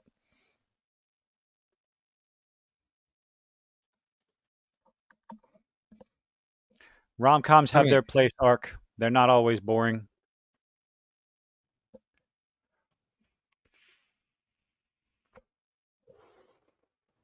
I'm gonna have to go watch The Princess Bride again. I watched it recently with my Oh, girlfriend. Kermit is Wesley. Miss Piggy is Buttercup. Yes, a human being playing. Fuck, what's his name? Prince Humperdinck. Humperdinck. Humperdinck. Humperdinck. Humperdinck. Humperdinck. Humperdinck. Humperdinck. Hmm. Enough witch. I'm not a witch. I'm your wife, and I don't think I want to be that anymore. You should be so lucky. So are we still on one tangent, or I is have this? no idea. I don't care anymore. Humperdinck.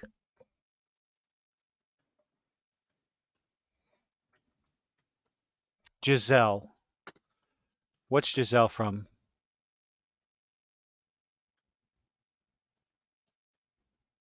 Do do do do do do do do. But yes, I do like Kermit is Wesley, Miss Piggy is Buttercup.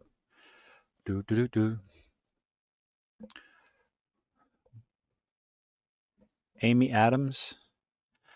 I am obviously missing something here. Enchanted. Oh, wait. I did not see Enchanted.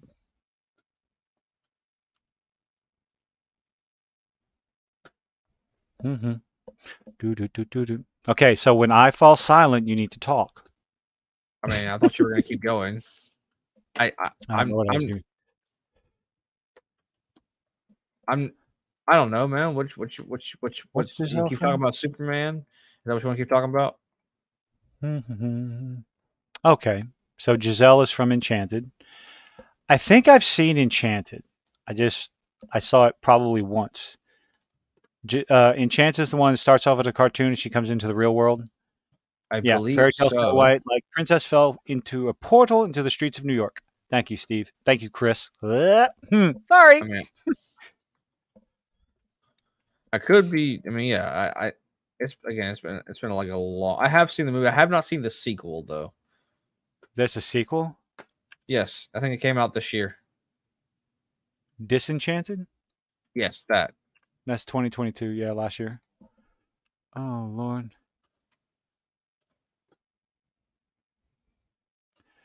Wow, what's coming Uh, out? I know you're supporter, Chris. I'm sorry. It's my brain melts. Okay, it starts melting around 10 o'clock. it stops melting at some point. No, not really. It refreshes somehow. I don't. Something tells me. I don't. I don't doubt that Disenchanted wasn't well received. Just I don't call think it a hunch. not too many movie. 2022. Uh, No, I feel like we did see a good movie this year, and I can't remember what it was, and I that's saw a sad. good movie last year, Dune. So I haven't seen it. Mm. I'm sorry, man. I've never been interested in Doom. I don't know what to tell you. It's Oh. not. It was not my cup of tea. Sangwa, did you play that the new Gundam game that just got canceled? The was it 5-on-5 multiplayer? Oh, Mario Brothers. Thank you, Art. That was a good movie. I enjoyed it. Yes, Oh very yes, much. definitely Mario Brothers. What else came out this year that was fantastic that I I saw? mean, it wasn't fantastic, but I really liked the Voyage of Demeter, as we've said. I enjoyed it. I enjoyed it enough. Spartacus, I have tried reading the first book like quite a few times and couldn't. I couldn't. I would get into it first, first few chapters and just put the book down and never went back to it. So, I think we talked about this before. They with the Mario Brothers movie, Illumination is going to have to do a much better job as far as story goes. Story and pacing. They're not I mean, just going to be able. Legend of Zelda's next. It doesn't matter what's next. The first movie was lightning in a bottle, and it hit on a lot of nostalgia, a lot of the gamer crowd, the people who grew up with Mario, and it was I thought, and it was a good movie, but it's it's just gonna it's gonna have to do better. The next whatever movie they do next, whether it's a when they do the Zelda movie, they're gonna have to knock the Zelda movie out of the park as far as story goes. Um, then it's not they can't do cookie cutter. Frostfang, I think Isom 2 broke 22,000, didn't it? As far as copies sold? Let's see. I'm curious. I still haven't gotten my fucking copy. Oh my lord. Of what? Isom number 2. My dad's got it, but I don't. 10, 20, 24, 25, 26, 27, 28, 29. Almost 30,000 copies between all 4 covers as of today. So, yeah. Total books. Oh, that's not including the books that were donated. 2,000 books donated. That's across all 4 covers. Almost 30,000, if not 30,000, because my math is terrible. It looks like 30,000. Goodness gracious. But hey, flash in the pan, absolute failure because it didn't break $3.5 million. Stupid fucking. Zelda cannot be a comedy. Where the hell did that go? There it is.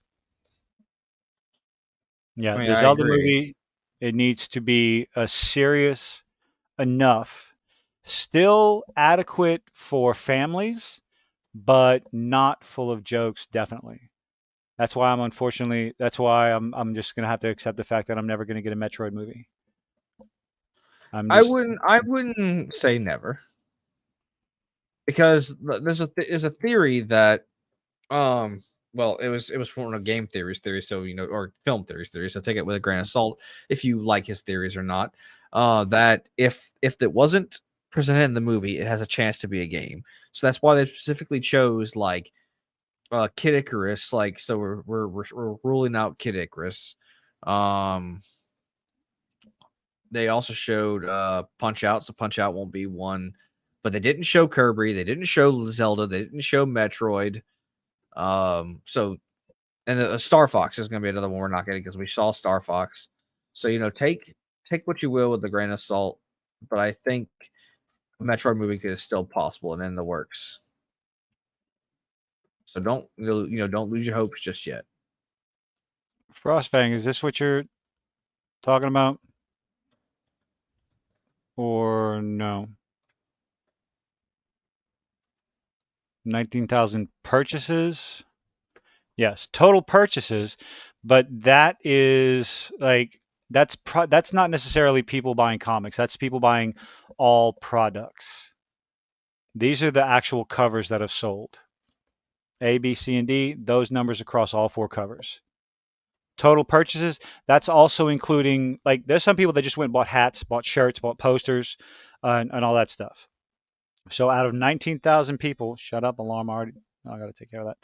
Out of all the purchases, yeah, 19,000 separate orders essentially, with for a total of what looks like 30,000 actual comic books sold that the mainstream comic book websites do not want to cover. Why? Because they don't like Eric July's opinion. It's just fucking stupid. But yeah, it's absolutely fantastic. My dad actually, he hasn't, he has number 2, but has not opened it. He's waiting for me to get my copy to read it. The worst detractor, good God, pick one. Wait, what? Organized chaos. Okay. Eric July, the Ripperverse, the comic book I was just showing off. He has a bunch of people who are pretty much attacking him because, well, they're stupid first of all. But I don't know. They think he's a grifter, that he's fake and a phony, and they're a bunch of absolute idiots. And the only one Why? He's trying to sell a book? they claim that the only reason he was able to sell any of his comics is because the, he's because of his supporters. It's like Well, yeah. that's how that works. You fucking brainlets. You make a product, people like product, people buy product. That's Mhm. literally how the economy fucking works. I know, but you have to understand. Um, yeah, they don't like they don't like a black man who's broken away from the mold and puts their system to shame. Yeah, they call him. Uh, they try to call him a conservative. They call him. They use words like Uncle Tom. Um, they use words like they try to guess his politics. He's a libertarian through and through. Um, but what the fuck was it they said? Jesus Christ. I've actually heard these brainlets. It's amazing because um, I've heard some of their videos, and I think I lost some IQ points. They got back because I tried to, thankfully they came back. But my God, um, Words, they're if you've heard the hard. term, they're not sending their best. You know, when the enemy doesn't send their best, it's like, oh, Dick Masterson, that dude's an idiot. They say no. Unfortunately, they are sending their best, and that's the best they have. They're talk about reach, because when the campaign first came out, these people had disliked Eric July long before because he had opinions. That's what it was. Comicsgate. They call him. They part of Comicsgate. Do you know what Comicsgate was? Nope. Exactly. Okay. All the same thing like Gamergate. Do you know what Gamergate was? Nope. Okay. These are things that happened 5, 10 years ago, um, that were portrayed as one thing, but were actually something else. I know a little bit about Gamergate, and I don't give a shit anymore. But there's all these different websites and gaming groups and comic book groups that will not let it go. A bunch of independent creators, as far as Comicsgate goes, my understanding, a bunch of independent creators didn't like the way the industry was going, the mainstream industry, so they went somewhere else. And they were portrayed as misogynist because they didn't like women in their comic books. They didn't want women writing the comic books. They didn't want women, so they're all labeled as misogynist, gamergate, blah blah blah blah blah. You mean like they didn't And want actual women writing, or they didn't want like the they wouldn't book? want actual women in charge and in writing, even though Marvel has had, some of their best PR people was one of their best PR people was a fucking woman. One of their best PR, sales, marketing, all that stuff. It was a woman, and nobody gave a shit. But we forget that because nothing actually happened in history before 10 years ago. Like what in 2010, 2015, 2016 is a I'm lot of confused. So people like to talk about. they do or they don't want women working in their comic It industry. was it was claimed that the Comicsgate thing started because the people that went to Comicsgate don't want women in charge of their comics. They don't want women in their comics, stuff like that. So, and yeah, it was essentially like a smear campaign, a big old stupid smear campaign is all it was. So, and it's still going on, even though the so-called Comicsgate writers are actually putting out independently their own comic books, and they're becoming rather successful, or at least successful enough for them to continue. Um, One of them, Robert Meyer Burnett, doing Cyberfrog, is one of them. That no matter how many times they try to push him down, he has $1 million campaigns left, right, and center on Indiegogo. Same thing with fuck, I can't remember the guys' names. Wait, It's just wasn't that chick?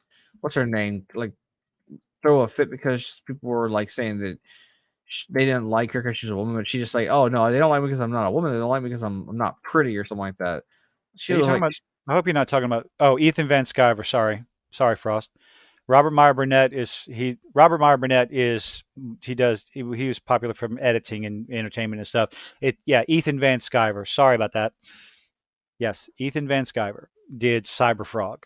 Artwork is fucking beautiful, pretty damn awesome. Reminds me a lot of Battletoads.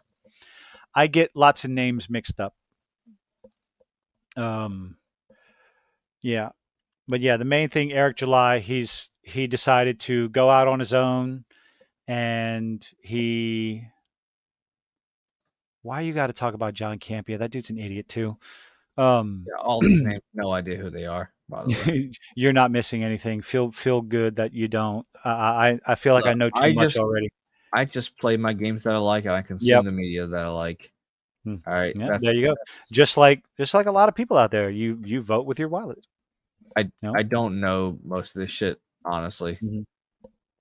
But it's just a matter of Eric July had an opinion on the current state of Marvel and DC Comics. He didn't care for it. He voiced his opinion. They didn't like his opinion, so they attacked him. They went after him. And then when he decided to make his own comic book, he spent like a year or a year or more.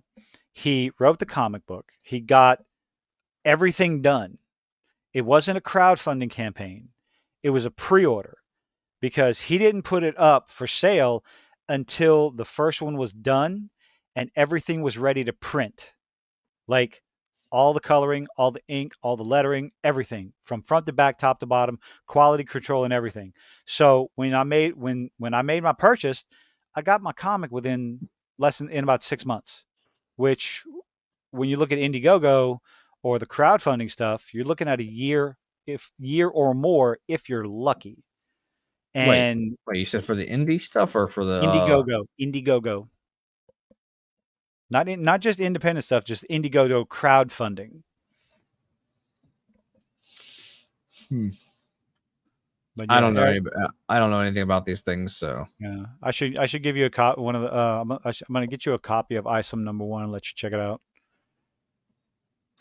I mean, I did recently just buy I know most people don't like the newer stuff, but like this storyline I really liked.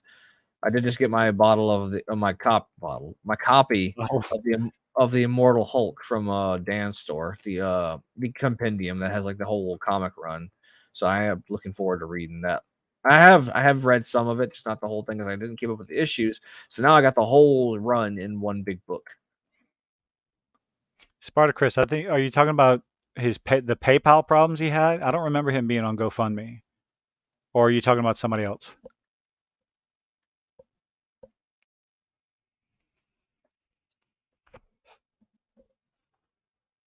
Because I know Eric was having major problems with PayPal and they froze his account for so many days and he got his attorneys involved and shit. It was a bunch of bullshit.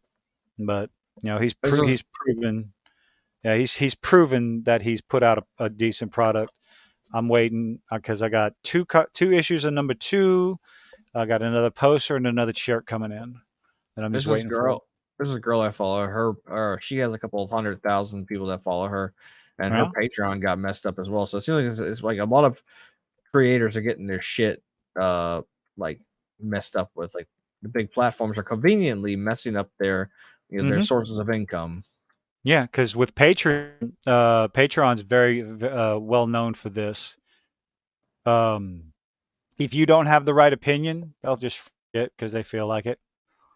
If you say the wrong thing on another social media account, they'll hold your money. Speaking of independent thing, I still don't think Markiplier has released the new trailer. He apparently he finished Mm, editing. He finished editing it.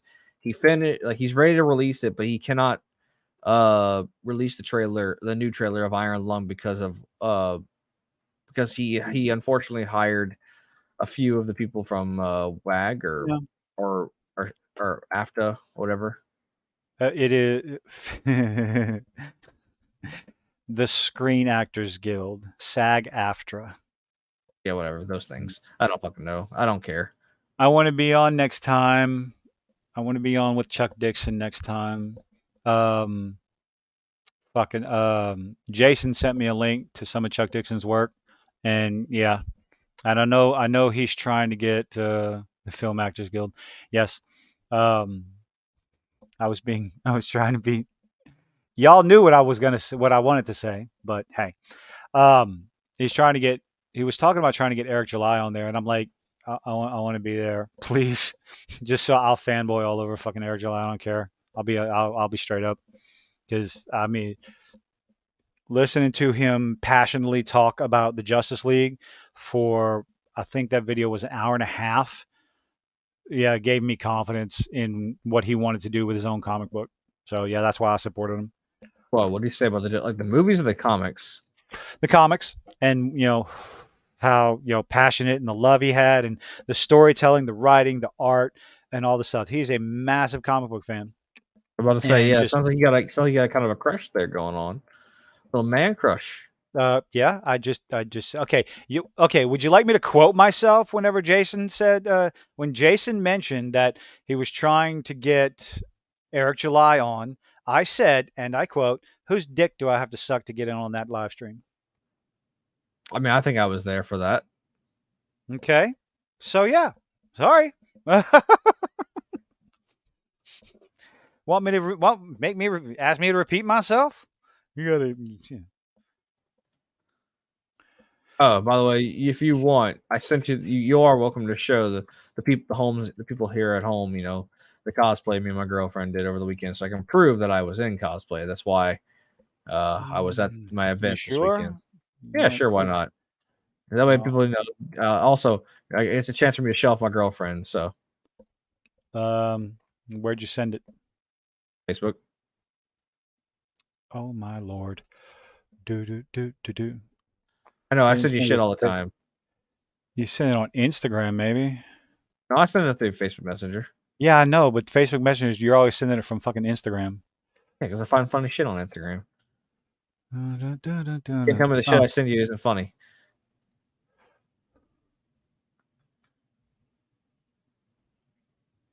Not everything I send you is funny, but oh my God, what? y'all, y'all.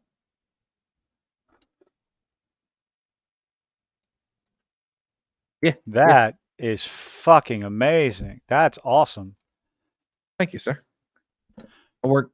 I put this costume together. Not I didn't make all of it, but I'm actually trying to improve it. Look at this shit.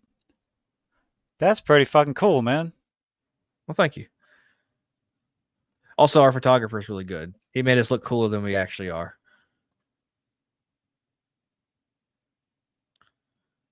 Yeah, yeah. Yeah, I've seen some of like Hoshiro. I've seen a lot of his cosplay stuff, and it looks pretty damn cool.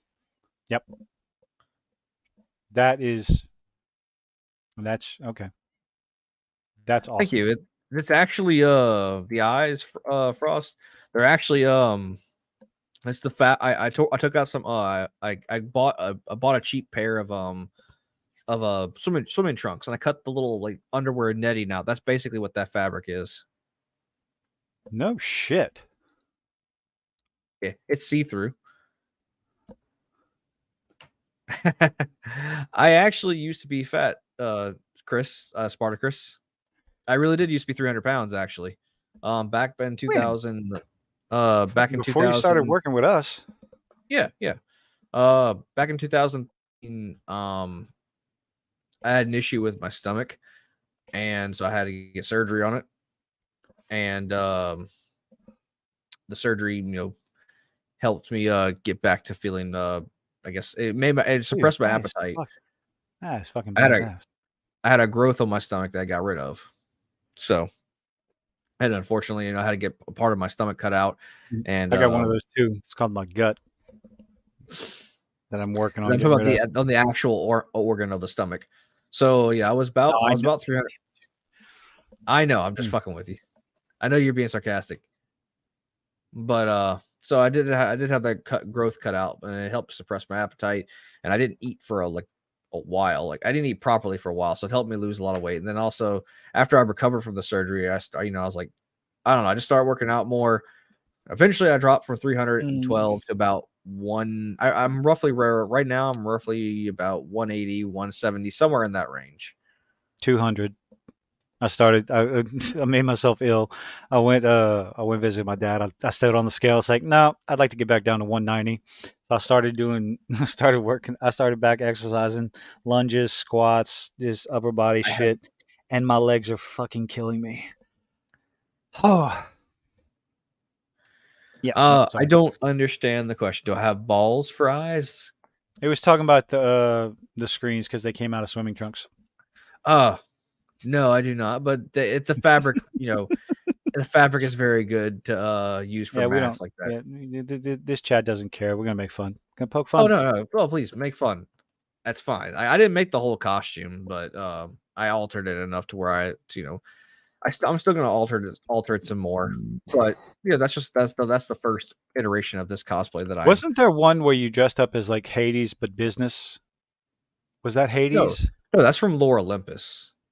That's an actual series. Okay. It's a webtoon that I read. Oh, sure, eyeballs. I mean, you're not wrong. They are in the shape of balls, so you're spot on. Um, but yeah, that's the cosplays we did this weekend. My girlfriend really wanted to do Catwoman, so I was like, all right, I'll make Batman, and then you know, which if anyone is curious about my cosplay shit, you can just find it on my Instagram channel, which I think is if you follow the stream of links, you should be able to get to it. Not sure. At worst, you know what? Fuck it. I don't care. Hold on. Give me a second. Instagram. I don't really do any other social media. I only do social media purely to show off my nerdum. That's basically it. Nerd. Like I post only thing I really post on there is my cosplays and the D&D minis that I paint.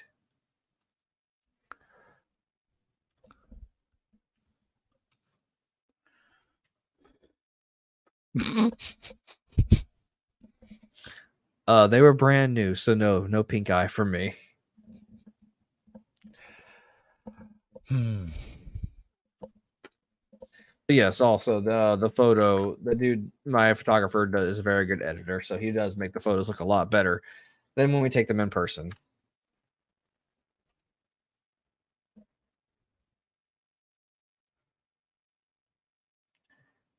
Here you guys go. You can look at my cosplays now if you want. Oh, thank you. She was very insecure about the cosplay because she's still new to cosplay. So, Tell her but she thank you. shouldn't be.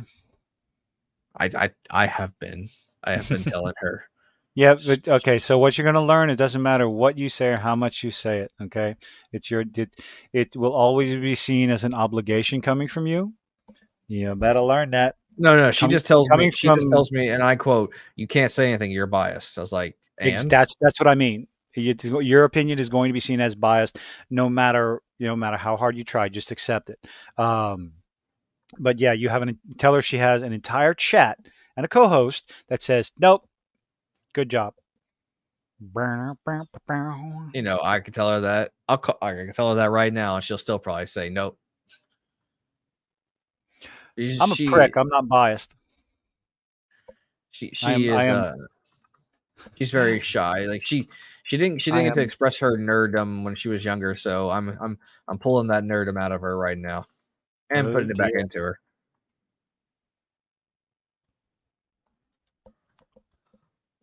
She grew up in the country where like she had to be she was the I know I'm popular not the only kid. one that heard him say that, right? Oh no, I intended for you guys to say that.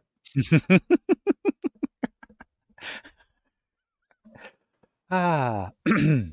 Her brother was the popular kid, so she was expected to be the cool kid, but she was the shy kid, and she was never able to express her nerdiness without people thinking she was weird. So she's actually finally getting to do it, and she's super happy doing it now. But she's still very shy about it all. But I've been trying Yeah. to help her get over that, because I love her and I want her to express herself.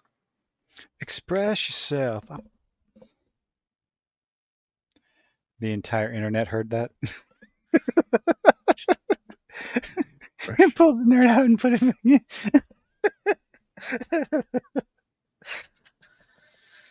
Well, Okay. I'll let her know, Frost. Ah. But yeah. Do do do do do do do. Okay. It is late. Time to shut it down. You got anything going on? Oh shit, we're gonna have three. We are gonna have 3 episodes of Ahsoka to talk about next week. We're doing 3 episodes at once. No. Okay, so the episodes are coming out on Tuesday nights, and they're releasing 2 episodes tomorrow night. Okay. So between now and next Wednesday, we're gonna have 3 episodes to talk about. Oh shit. So I won't be able to watch them till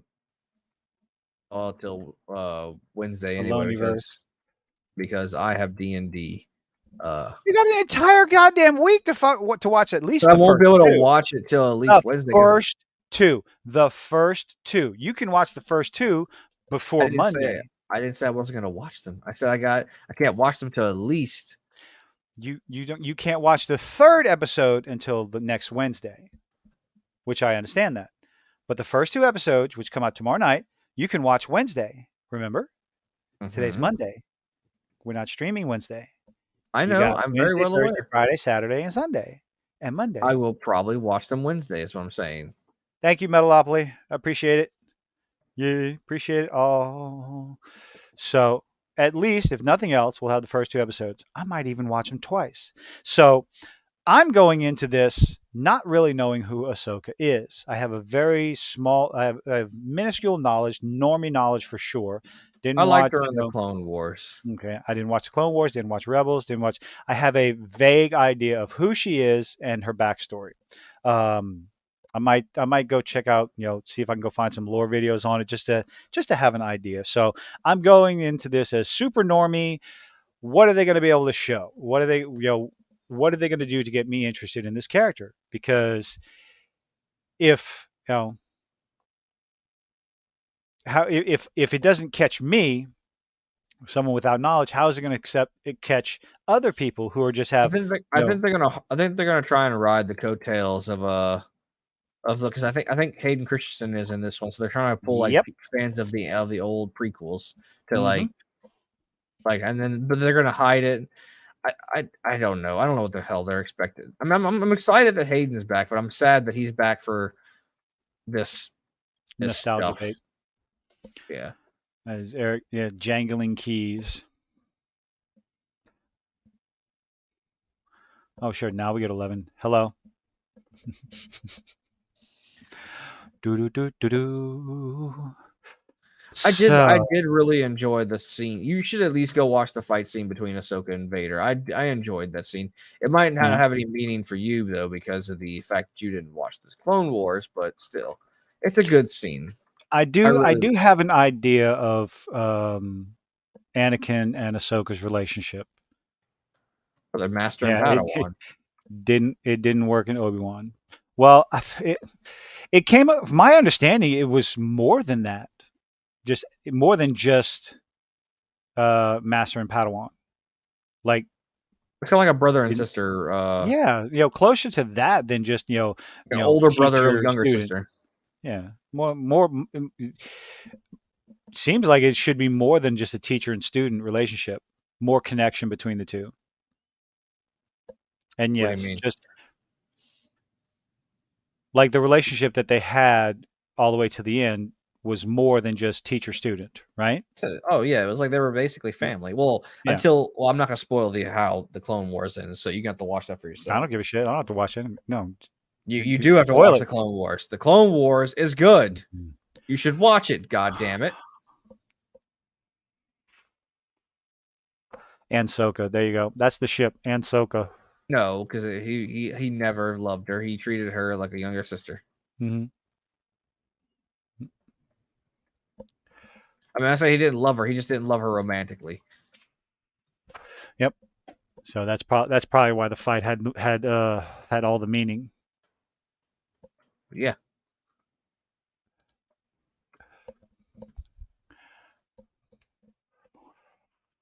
So yeah, we'll see where the show takes it. And hey, imagine. I think Little Platoon brought this up on his podcast today.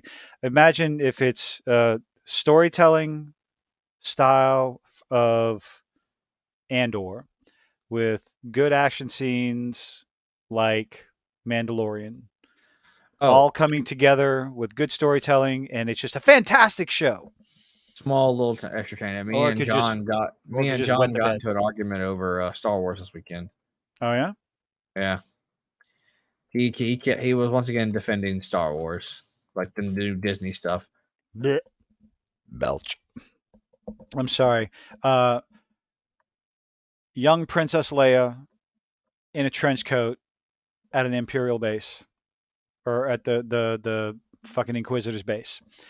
You no, there is no defending that. That was dumb. I'm sorry. Jason, what's Apparently, up, Jason man? never liked the Clone Wars. Jason doesn't like anything. I mean, he is entitled to his opinion. Hmm. You know, everyone has is Rebels allowed to fucking have. sucks. I never watched Rebels, Jason, so I have no idea. I only watched the fight scene between Vader and Ahsoka. That was it. But I did enjoy Clone Wars, and again, I grew up with Clone Wars. I grew up with both Clone Wars. Actually, I grew up with the 2D and the 3D Clone Wars. I like the 2D better, but I still enjoyed some of the Clone Wars. But you know, See, you even Spartacus are. is calling you out. I mean, again, the man is Co-host is allowed calling you to. out, Jason. The man is allowed to have his opinion. No, we're supposed to be an echo chamber, remember? We're all supposed to think the same things and have the same opinions and attack the same shows and all this other stuff and blah, blah, blah, blah, blah. I don't give a rat's ass. Remember? No, you're supposed to go along with it. That's the No, joke. no, I That's the refuse. joke. I am no echo chamber, sir. I am no Jedi. I am no Jedi.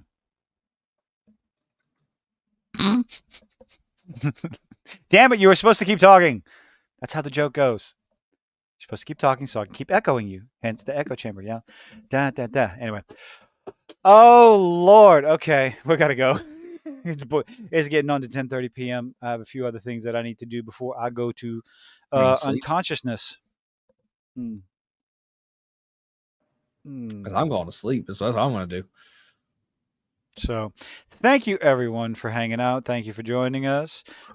Next week, we're going back to our regularly scheduled time next Wednesday, 8 p.m. Central, on the Dumpster-Fireside chat. We will be talking about the final episode of Superman: My Adventures with Superman. I'm interested to see how they end the first season. Definitely. But we will also be talking about at the very least, the first two episodes of Ahsoka and how Why did you say it with an Italian accent? Let me tell you about what they did to my daughter's wedding. Look what they did to my boy. that was terrible.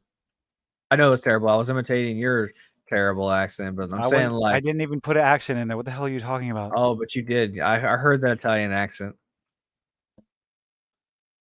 Okay, I'll take your word for it. Look what the what the fuck was that? Look what they did to my boy. I know it's No, bad accent. they massacred my I boy. know. Look what they've done to my boy. Oh, anyway, I can't even do it. I'm not even going to try. I'm too tired. I could start talking. Wait, no, that was God. That That's was Shrek. horrible. Don't. No. Um, when I went up to Indianapolis, I started talking like that around. This was after quite a few beers as well. Uh, I started to talk. Oh, fuck. Okay. Um, I tried. I tried to put as much a heavy accent into my voice as I possibly could, and just like I'm doing now, I was probably mixing up a lot of Scrooge McDuck and Count Dankula into one little thing, and it probably had Dankula? something to do. What Count Dankula? Who the hell is Count Dankula? Oh, good lord, go away. Uh, Billy fucking Billy Connolly as Shrek. That would be hilarious. Count Dankula. He's a YouTuber. He's a Scottish YouTuber. Hilarious as all You know, fucking one of hell. these days in my Very life, heavy I'm gonna accent. have you. I'm gonna have you meet my friend Jedi from. He actually is from Scotland, and I'm gonna Oh, have okay. you. I'm gonna have you like do your little accent in front of him and see how he He'd handles probably it. he'd probably laugh his ass off and like, what the fuck are you doing? I never said it was good. All right, he makes fun of my Scottish accent whenever we play D&D. It's all good. Mm, He's it's. I just do it. I honestly at make this you. point, whenever I make sure you wash your eyeballs. Oh, she don't need them to have Oh, smelly that mouth. joke's not going away for a long time. Oh, but Mm. that's just hold on. And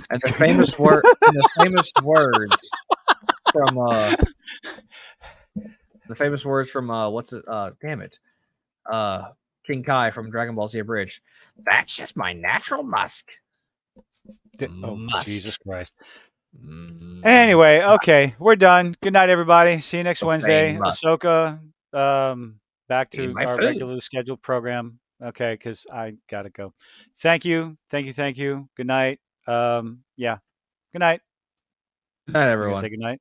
Good night. I said Good good night. night. Okay.